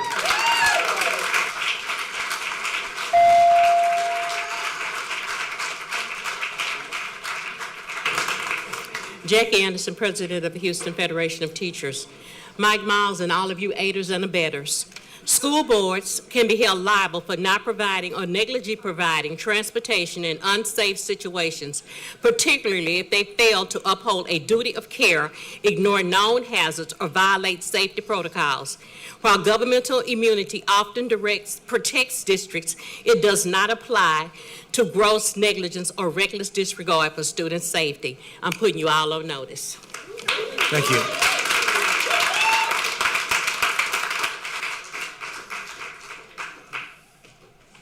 Tanya Wells, followed by Kathy Beasley.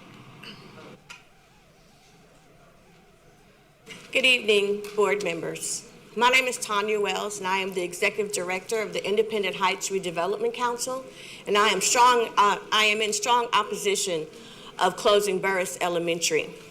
Independent Heights is the first Black city in Texas. We built that city because we had no access, and people refused to let us in. So we made our own, we took care of our own. We are a historic city in Houston, and we deserve that respect. Our children deserve that respect.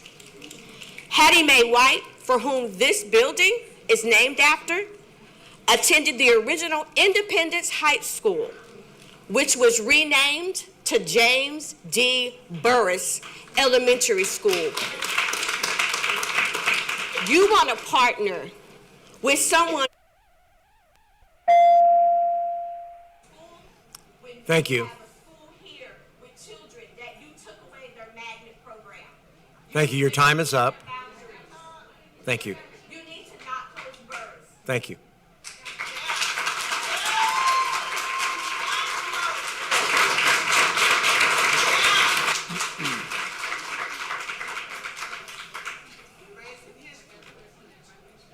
My name is Kathy Beasley. In 1978, I was a sixth grader at Bonham Elementary. One field trip that year was a week-long exchange visit to Port Houston Elementary School.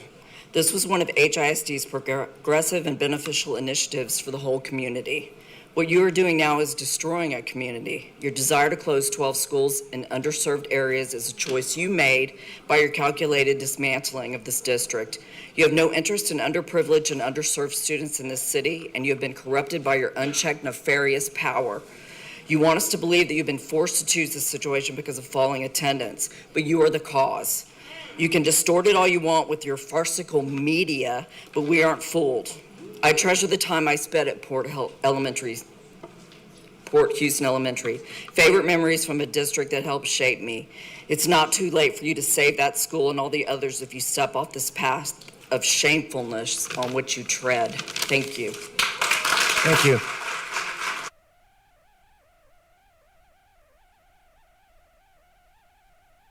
I'm Travis McGee, South Park Super Neighborhood President, Sunnyside Civic Leader.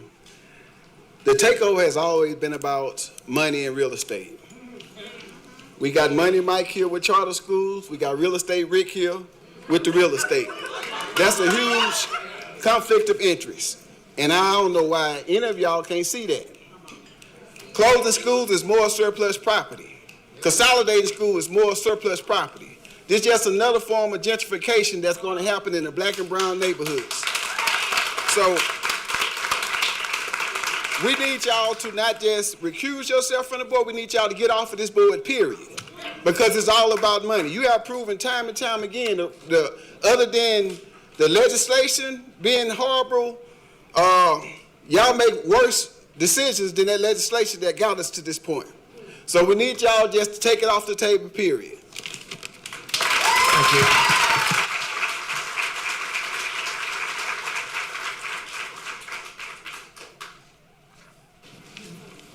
I am Don McCune. I speak against the closure of Port Houston Elementary and relocation of students to Pleasantville Elementary. I spoke here on the same matter in 2024 prior to the bond proposal soundly rejected by voters. This time the voters will have no say. I find myself returning to the same atmosphere created by the superintendent of deception, cruelty, and division. The problems for Port Houston remain the same due to its unique location and geography. There is no safe pedestrian route from Port Houston to Pleasantville. Based on your past performance, your new promise of transportation is worthless. Port Houston has been underserved by government for decades. The school is the only functioning government institution in the neighborhood, and now even it will be lost. The school is the heart of this community. The administration ignores these issues. The board must now decide, who are you here to serve?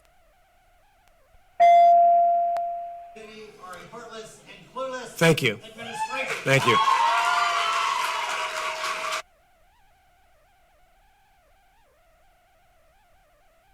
Hi, my name is Inocencia Moreno, and I'm a community member. And I can see that this presentation has been going on for some time now.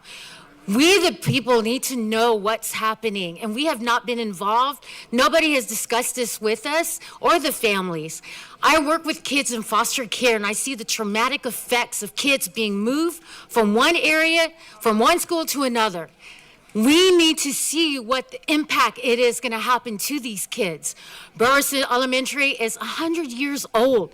It's a significant landmark in a historical community. We cannot change that. We need to preserve our history and take care of our kids and watch for the mental effects and emotional effects that this is going to do to our families. Thank you. Thank you.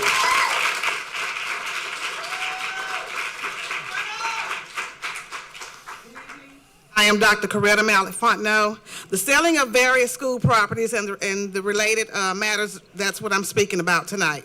The relationship between the current board of managers and the appointed superintendent must contain two elements and the community, trust and transparency. The Houston community does not trust any of you because you have not been transparent throughout this process. It was originally reported that consideration of school closures was not being considered for this year. That was obviously a breach of trust and transparency. The community also opposes the selling of these properties because this board and its appointed leader have not been transparent with the community. Again, we are watching the grifting of HISD in real time. No trust, no transparency, no bond. We are prepared. Let's go. Thank you.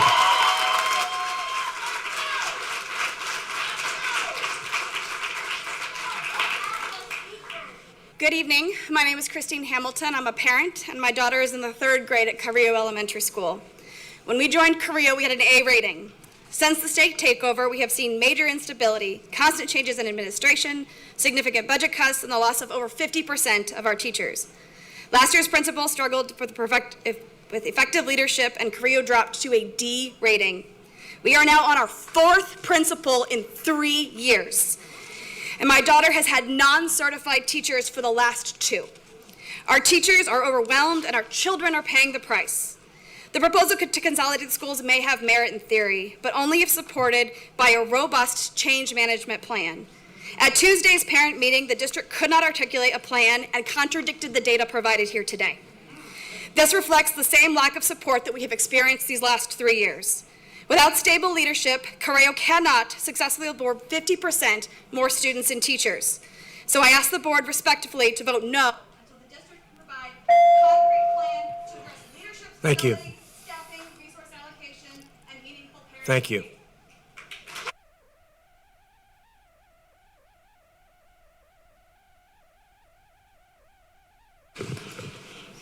My name is Jovan Tyler. I am a community leader. Historians have entrusted each of you with a solemn responsibility, the stewardship of our children's futures. The decision to close black and brown schools is not a matter of lines on a spreadsheet. It is a matter of life in motion. We have been told this is about efficiency, but efficiency without equity is abandonment by another name. A neighborhood school is often a safe place in a child's life, where mentors intervene when a child falls behind, when counselors notice distress before crisis, where the community gathers in times of triumph and tragedy. Do you care? Doesn't seem like it. In closing, I'll ask what the gentleman asked earlier. With these black and brown kids in their schools, do any of you live in those communities? Other than visiting recently, have any of you been to those communities? I think the answer is probably no, and shame on you. Thank you.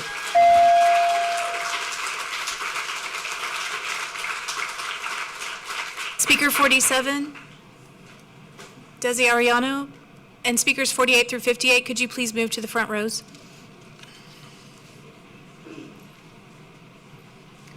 Thunder Chin.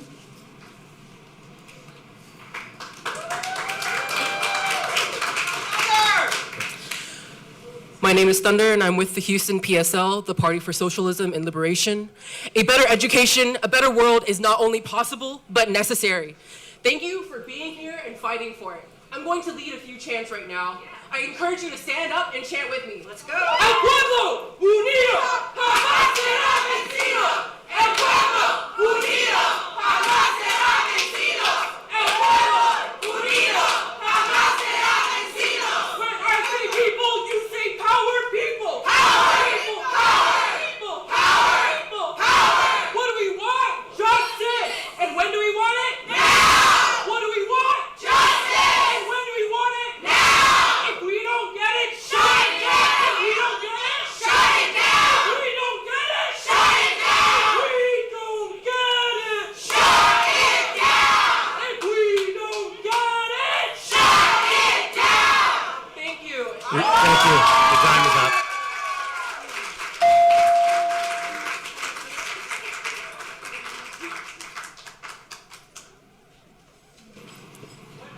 Speaker 49, Cindy Kura. Speaker 50, Christy Brewster.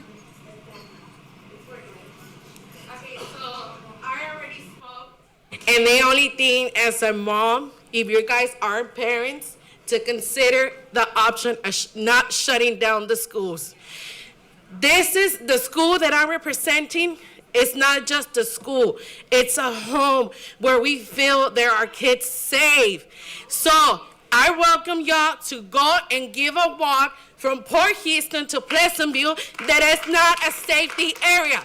So for now, I'm gonna let y'all know, if y'all consider shutting down the Port Houston, I'm gonna make sure that everybody removes their kids from HISD. Thank you.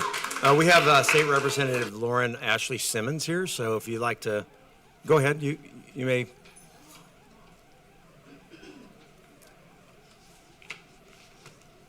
Good evening to my family and friends, not y'all so much. I always have very measured remarks that I work on very hard before I get here, and then I get here and I see the smug faces and the smirks, and it just goes all out the window.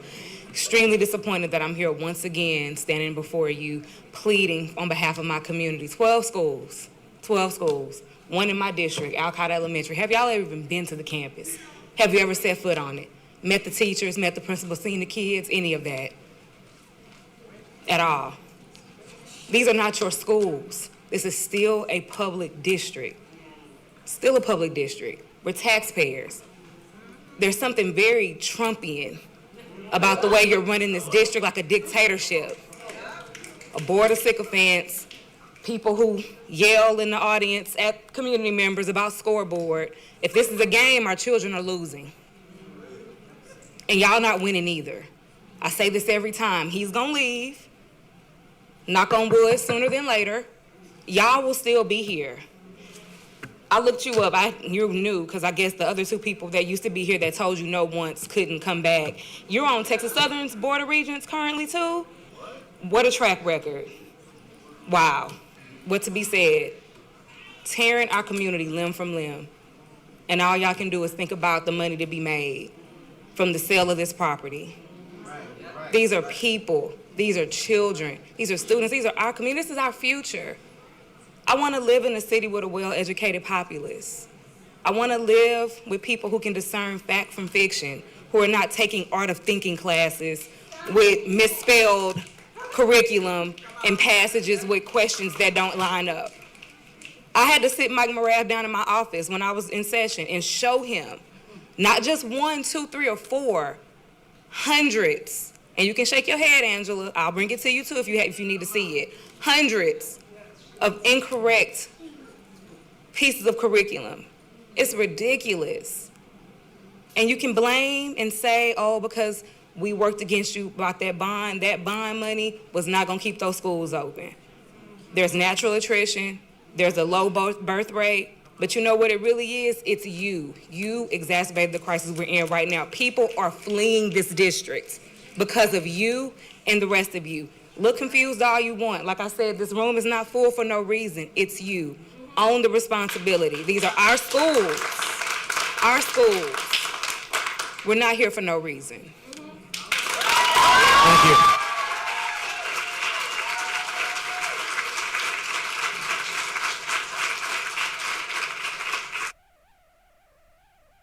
Michelle Brewster, you're a retired, certified emeritus school nurse. I'm back. Floyd, we still here, but we're reclaiming our time. Spotlighting your educational malpractice. This is Texas Public School Week. Stand if you support public ed. You said we didn't have any money for maintenance and HVAC and repairs, so you're gonna close 12. You said we didn't have adequate money for adequate transportation, but you found something to put the children in a taxi or something, gonna take them to the other school. You said we didn't have money, but you found money to give this pseudo-certified deputy a position. And then you found $2 million to come up with your new TV station so you can say the whole truth, but it ain't the truth. Greg Abbott, you better come get this boy. He's messing with your votes at off the pole. Thank you. Thank you. Your time is up. Thank you.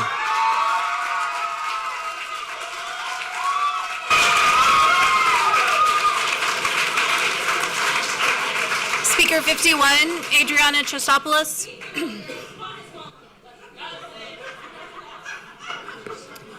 My name is Adriana Christopoulos, and I'm a former Chicagoland educator teaching there during CPS's school closures, an applicant to the Board of Managers, a former HISD and TEA vendor, and Houstonian, here to urge you to vote no on this closure plan.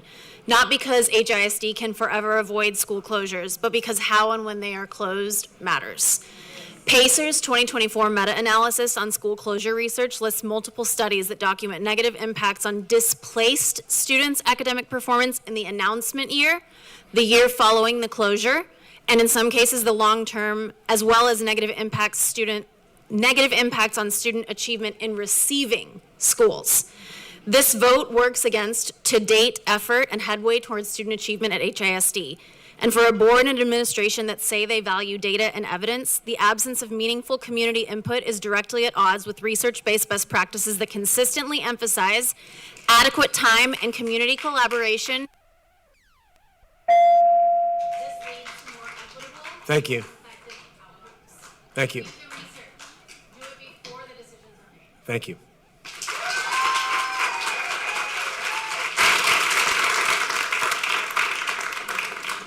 Good evening. My name is Catherine Meyer, and I'm the Executive Director of Neighbors in Action.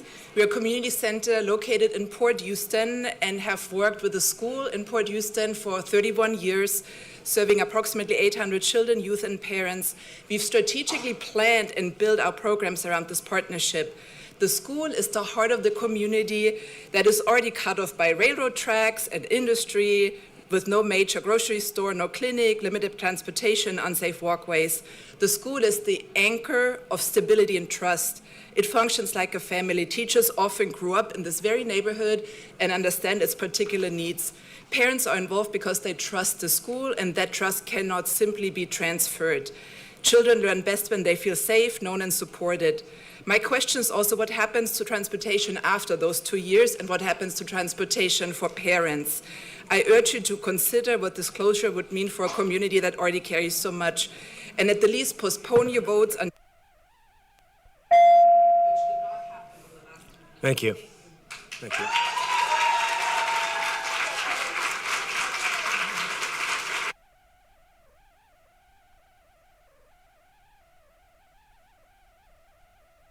Evening, Amy Erickson, HISD parent. My family's own school is one on the slate that's for closed for co-locations. Month after month, families show up here and talk about transparency and process. Time after time, you guys have ignored it. This is an opportunity with these closures to do something different, and you've chosen not to. I'm going to speak from a parent's perspective, watching these meetings and what you've been focusing on. Over the summer, you removed board members who dared ask questions. August and September, you dismantled and destroyed communities like Durham with your Schools of Focus plans. And then you approved the superintendent's absurd bonus. October and November, parents erroneously learned that their children failed the STAR test while you spent millions on the HISD propaganda channel. December, gutting CTE programs at high-performing schools and selling off 5 properties. January, prioritizing a conference room dedication over the urgent needs of our students. Our children will not be victims of your poor planning and Abbott's political. Thank you. Thank you. Thank you.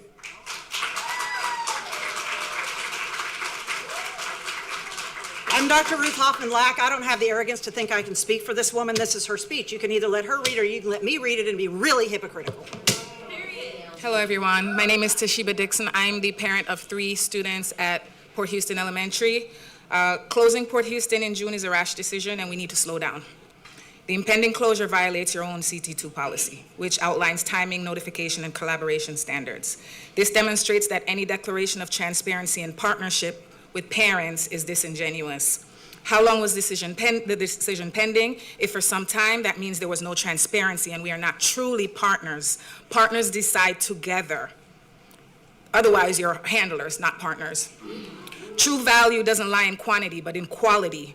The quality of the relationships that are being torn apart, the quality of the community that's being destroyed, the quality of the legacy being erased. Port Houston matters. Any changes must be approached with care, foresight, and community engagement. They also haven't addressed SPED. SPED is...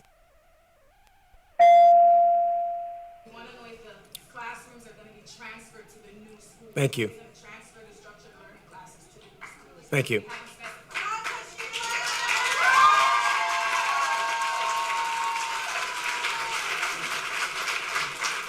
My name is Jeff, and I'm a father and a member of the PSL, Party for Socialism and Liberation. The TA takeover has never been about improving education standards nor benefiting students. This has always been about billions of tax dollars that the largest school district in Texas and the 8th largest district in the United States rightly receives. These tax dollars belong to the working class.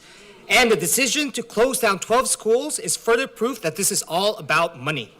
The decision to take over HISD and close 12 schools was made to steal property and push a racist privatization of education and line the pockets of politicians, corporate donors, and school board members that made this decision in the first place, stealing our hard-earned tax dollars and diverting it to a voucher system that will benefit only those that already have access to these education. These school closures are all about selling school property to real estate developers. So what will happen to these kids when they're... Thank you.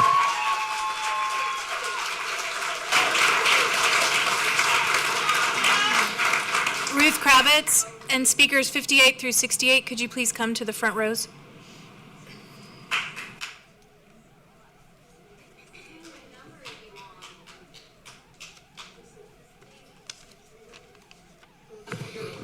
Good evening, my name is Ruth Kravitz. Your demographic projections left out any data about old schools in white, more affluent neighborhoods. If you have to close schools, why are you only targeting black and brown schools? Lawyer Katasha Woods said HISD has been working on these closures decisions for a long time, but the public just found out 2 weeks ago. So more word salad. What's this so-called legacy planning after closure? Does it mean we'll call you right before we sell off the properties? You state this is fiscally necessary, but you said you want to spend another $2 million on your HISD news station. At the Franklin meeting, when a parent complained, the district said if you don't like it, you can leave HISD. How is that fiscal stewardship? These closures are one more insult in a long line of racist policies for Miles and this board. You aren't elected, so we can't replace you for your bad decisions, but this is fundamentally democratic. We live in America, and this is a bad representation of what we want for our future. Thank you.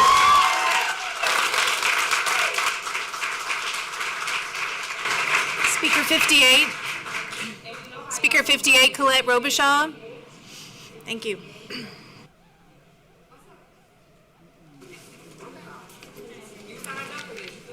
I am a community member and a grandparent of 4 grandchildren in HISD, and only one is currently in an HISD school. My local school, elementary school, Durham Elementary, experienced immediate student enrollment decline because this administration went in and abruptly changed the curriculum 2 days before school began in August, as well as removing a well-respected and excellent 3rd grade teacher. I live down the street from Durham, and I am witnessing firsthand fewer and fewer neighborhood walkers. Your own policies and actions are responsible for the decline in HISD enrollment. And this is happening in Durham when in my neighborhood there is an escalating number of new families with children moving in. So your decline is in reverse. Thank you.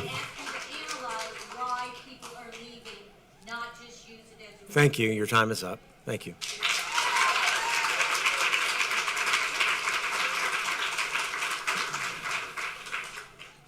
Dr. Wilborn.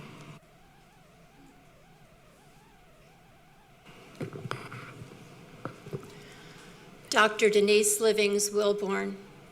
I speak tonight with a heavy heart. I can usually find a bit of humanity in just about anyone. As hard as I try, I can find zero. Zero.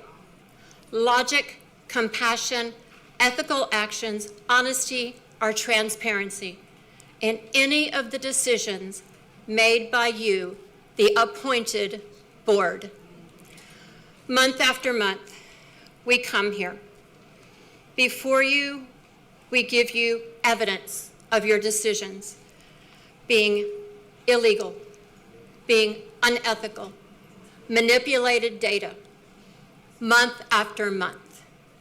Our students share their experiences of y'all dismantling their education. And y'all smirk. You do your cute little head nods. You hide behind your monitors. Thank you.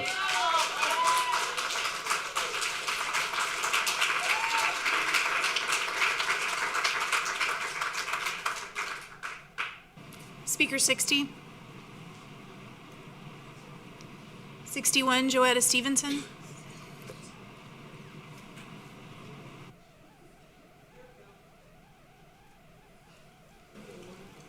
Hello, I'm Joetta Stevenson. I'm the president of the Greater Fifth Ward Super Neighborhood, and I'm here to urge you to vote no on this for right now. You see, I attended the parent community meeting at Mickey Leland last week, and I realized that you all are not prepared to handle these decisions that you've made. We all know that 95% of schools that have been closed over the past 20 or so years have been in Black and brown communities. So let's just put that out there.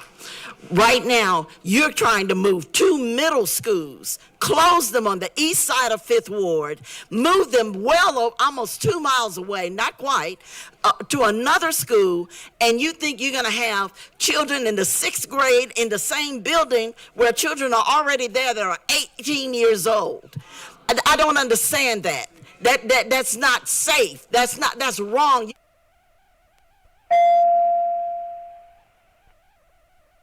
Thank you. Thank you. Your time is up. Thank you. Your time's up. Thank you. Your time is up. Your time's up. Thank you.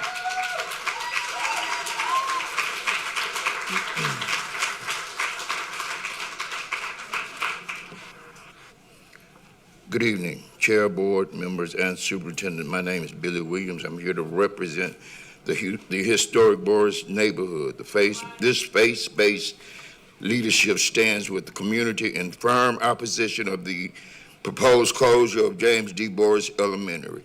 James D. Boris is not just a building, it's a living landmark. For generations, it has been the heart of our historic Black neighborhood, a place of learning, stability, and pride. Closing it would not just shut a school, it serves as a vital thread in our community's fabric, and it erases a tangible piece of our history. After decades of systemic disinvestment, closing an institution that has endured feels like profound injustice, total disrespect. Listen, we are not here to say no. We're here to say yes. Yes to preserving our history. Yes to investing in our neighborhoods, children, and yes to partnering. Thank you. Thank you.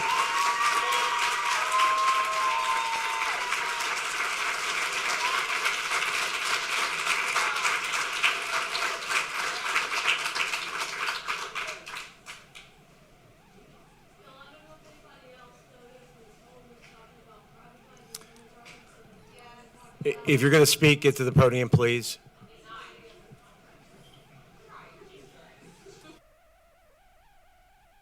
Partnership with Collaborative for Children. This is a half-baked idea. HISD bid this hub thing, and only one entity that was acceptable responded. 2 levels of middlemen, each getting a taste. HISD itself, and then this hub, and then at the bottom, these for-profit PreKs.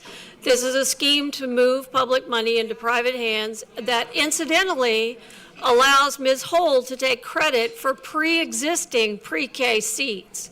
Why are we enriching for-profit daycares? Ms. Hull doesn't know if this will expand the seats or even who will do the background check. She has no idea what pre-Ks the hubs are going to choose. She says instructional quality might go up, but what if these people just pocket the extra dollars they're going to get from the state?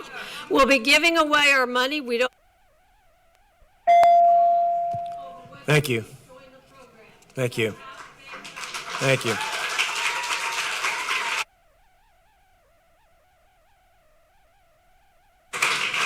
Mindon Tran, followed by Brandy Dowda.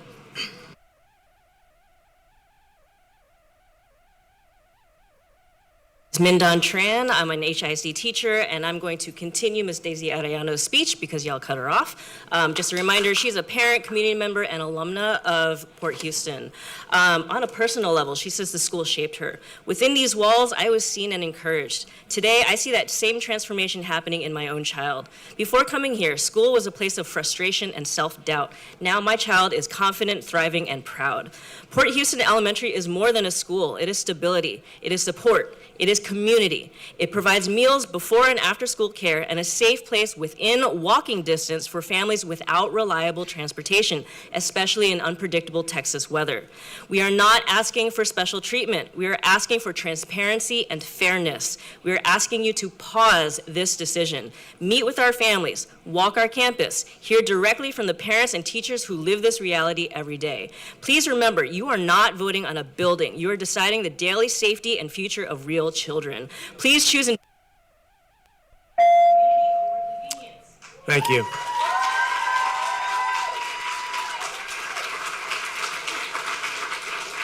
Now, you've already spoken, No, correct? I understand y'all are money hungry, but can you're you do done. something about the AC? Because Sit down, please. Thank you.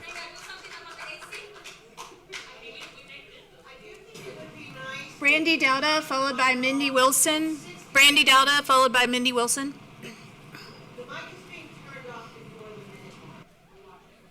I'll use my teacher voice. Good evening. Brandy Dowda, former librarian of Burris Elementary. Vote no.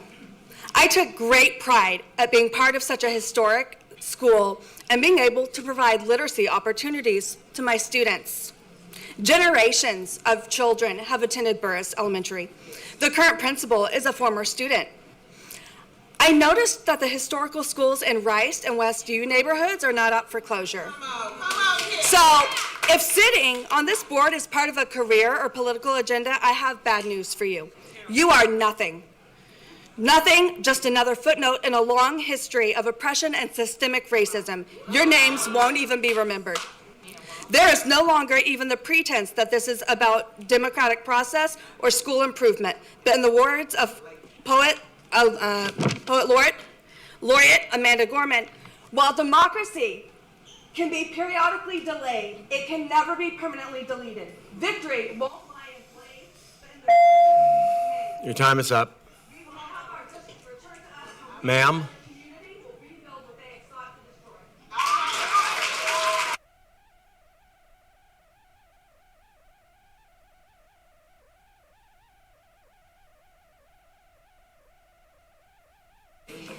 You were not chosen by the people, yet you presume to close schools that serve underprivileged communities, schools that anchor Black and brown neighborhoods, schools that are more than buildings.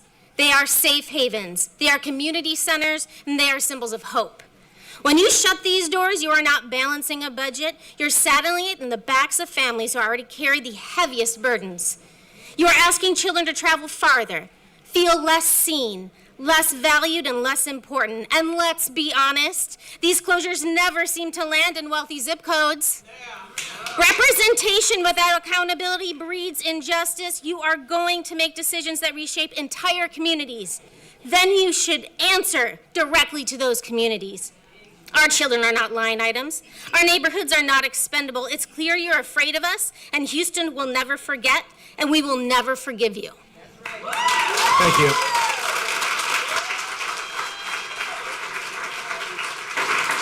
Camille Bro, followed by Sarah Rivlin. Could all remaining speakers come to the front row, please? I'm reading for Maria Gueron, who is a mother from Port Houston who couldn't be here tonight. This is another part of her speech. We ask you, why are our schools closing? Many of our questions remain unanswered. You're clearly not thinking about the children. Have you thought about their routes to their new schools? Have you actually looked? Many children will not be eligible for bus service, and some routes are dangerous. Parents don't have transportation to take their kids somewhere else. They feel lost and don't know what to do, and you've given them no solutions. I tell myself that you must not know what you are doing is harmful, because how could you? How could you rush this? I also want to note that there's so many families that are not here tonight, and that feels like it's by design. This room would be filled if it were Travis or anywhere else. They don't have the ability to come here and tell you the hard truth. They don't have that ability, and you didn't give them that ability either. Thank you.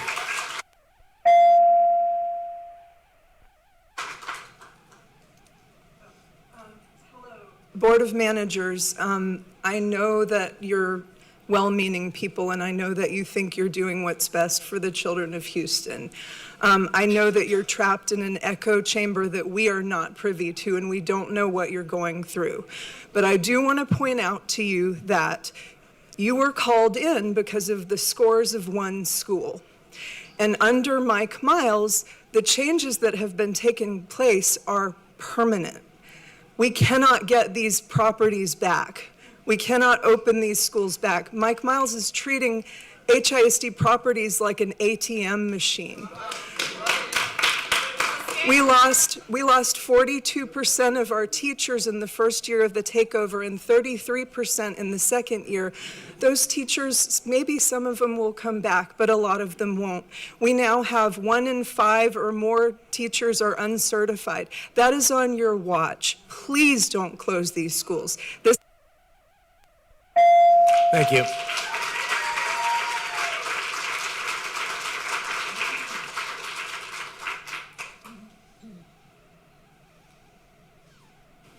Good evening. My name is Darian Lewis. I am speaking on behalf of Mickey Leland's PTO. And tonight I've had the pleasure of watching this meeting, and watching as everything has unfolded has given me great pause, because there's not been enough detail expressing what will happen to Leland. Mickey Leland is an institution in the Fifth Ward community, and I ask you, as you sit on this board, to honor your fiduciary responsibility to our community and to our staff and to our students, to focus on the data. Transparent data is essential. We also need to have meaningful discussions surrounding the closures and the consolidations, like simple things like transportation, restrooms. Mickey Leland is an all-boys academy. It is not set up for a dual situation with boys and girls. We are a middle school and a high school. By consolidating, you're bringing not only middle school together, but high school students together. I ask that you really evaluate this data that you've been presented. Not every... Thank you.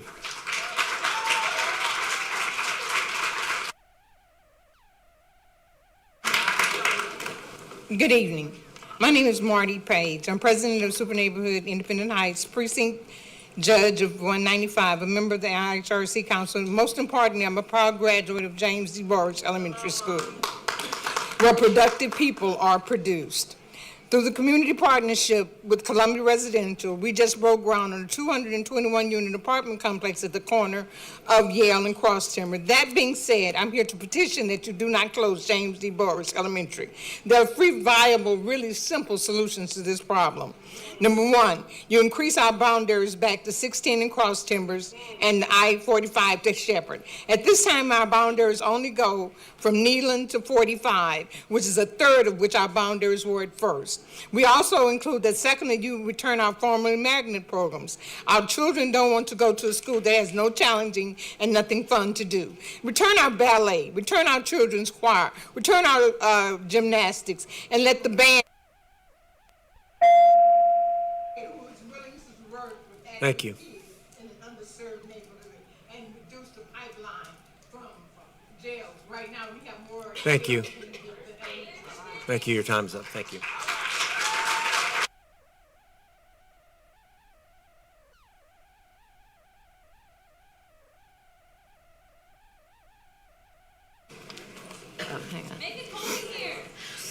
Miles is aware enough to say that it breaks his heart that the schools affected by his proposed closures and co-locations are in Black and brown neighborhoods. But apparently he's not willing to admit that when the result of your action is further racial disparity, that is a racist action. I urge you to do the moral thing tonight and vote no on the whole consent agenda. For those of you who vote yes, shame on you. What's more, the 9 of you are here by temporary appointment on the pretense of pulling Wheatley High School out of a low state rating. As appointees who don't represent any of the families here tonight, you should not be making irreversible changes to their schools. Instead, you should vote no, leave, and let our elected trustees handle these decisions. Thank you.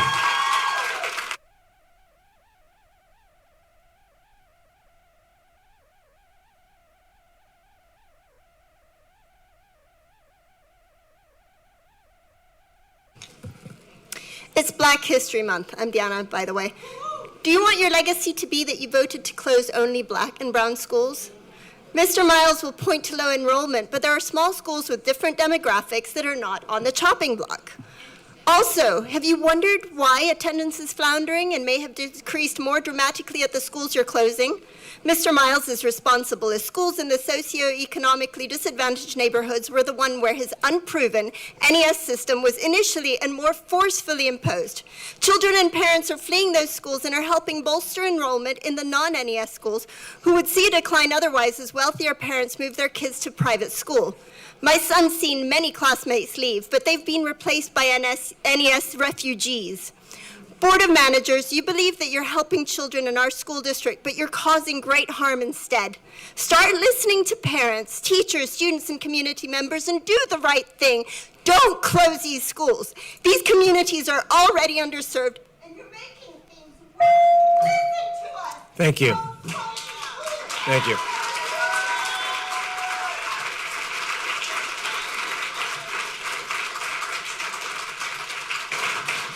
We're ready to move to Zoom speakers. Kristen Jones. You may begin.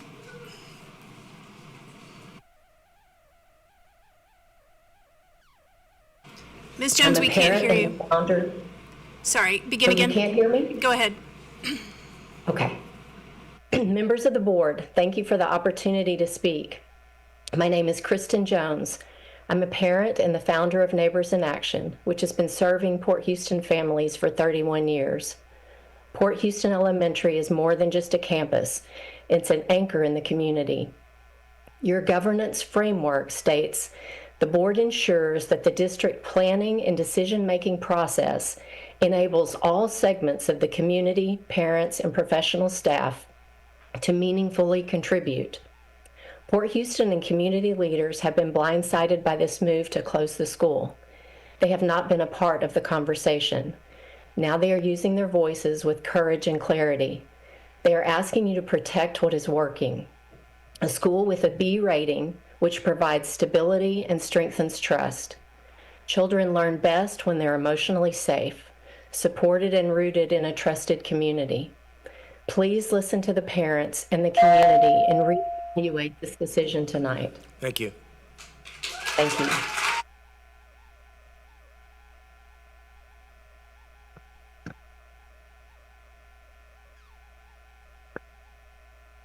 Chelsea Jordan, you may begin.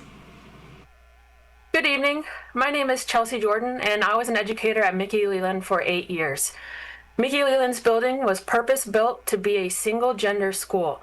There are multiple boys' bathrooms, but one girls' bathroom in the entire building. This is an obvious example of HISD making decisions without explaining logistics. Renovations are not a simple option because the boys' bathrooms are regular-sized, and there's no space to physically put additional bathrooms. The district can't even fix the building's AC, which has been broken for over 5 years, but you're potentially suggesting that HISD will be able to do significant plumbing renovations in this time, in time to receive students in August. HISD is planning on sending girls to a school that only has one girls' bathroom, and I can guarantee you that HISD will not construct more. Thank you. Thank you.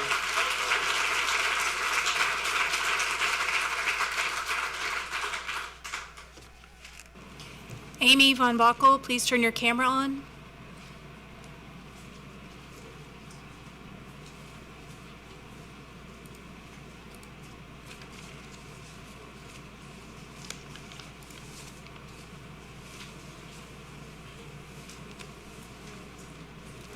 Jessica Catrett, you may begin.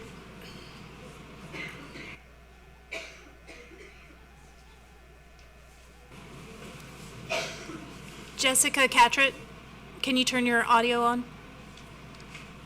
We can't hear you. There we go. Okay, start again, please.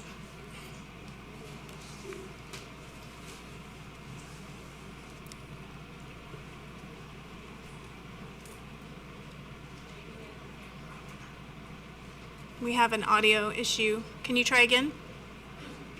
Ms. Catrett? Okay. We'll wait till the back works on that.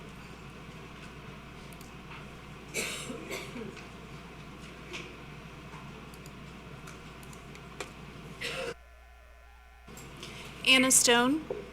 Ms. Catrett, we'll come back to you in just a minute. Go ahead, Anna Stone. Hi, my name's Anna. I'm a mom to 2 young kids, elementary school age kids. I've actually chosen to homeschool my kids because of HISD's education policies.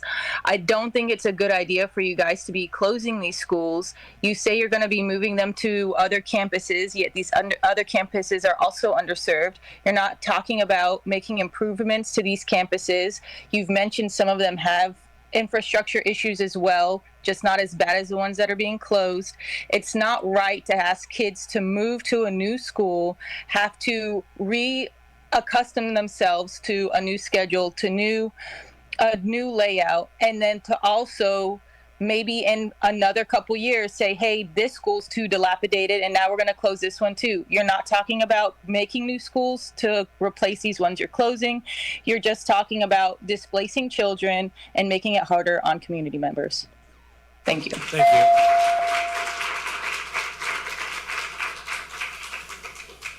Ms. Catrett?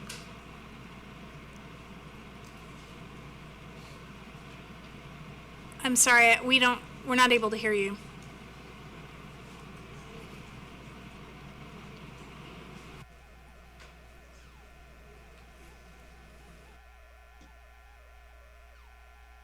Hello, can you hear me? Yes, please go ahead. I'm here in support of Burris Elementary. When I moved to Independence Heights, Mr. Woods was the principal.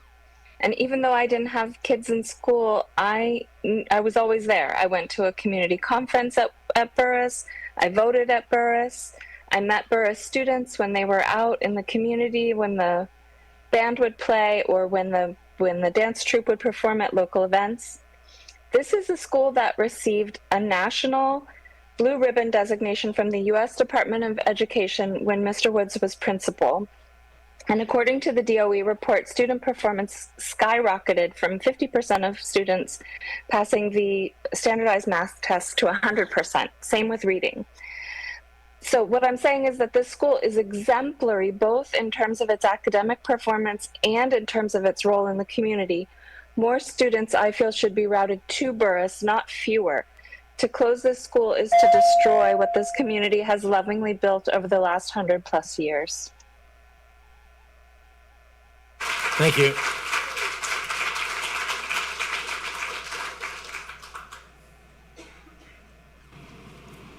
Ms. Catrett, your audio shows it's on, but we can't hear you.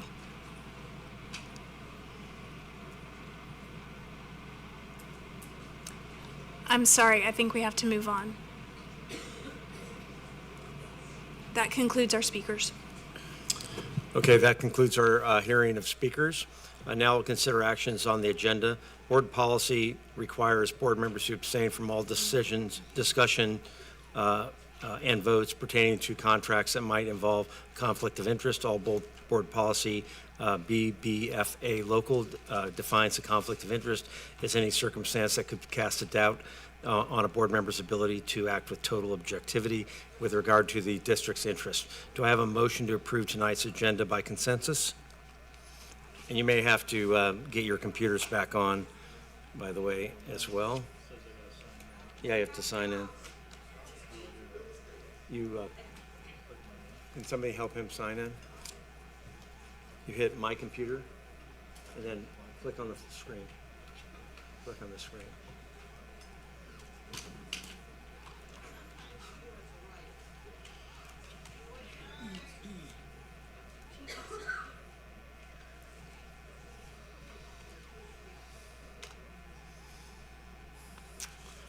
Okay, we have a motion and a second.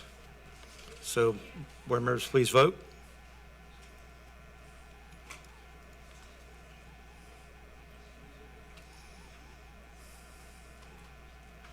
The motion passes. This meeting is adjourned. Our next meeting is March 19th.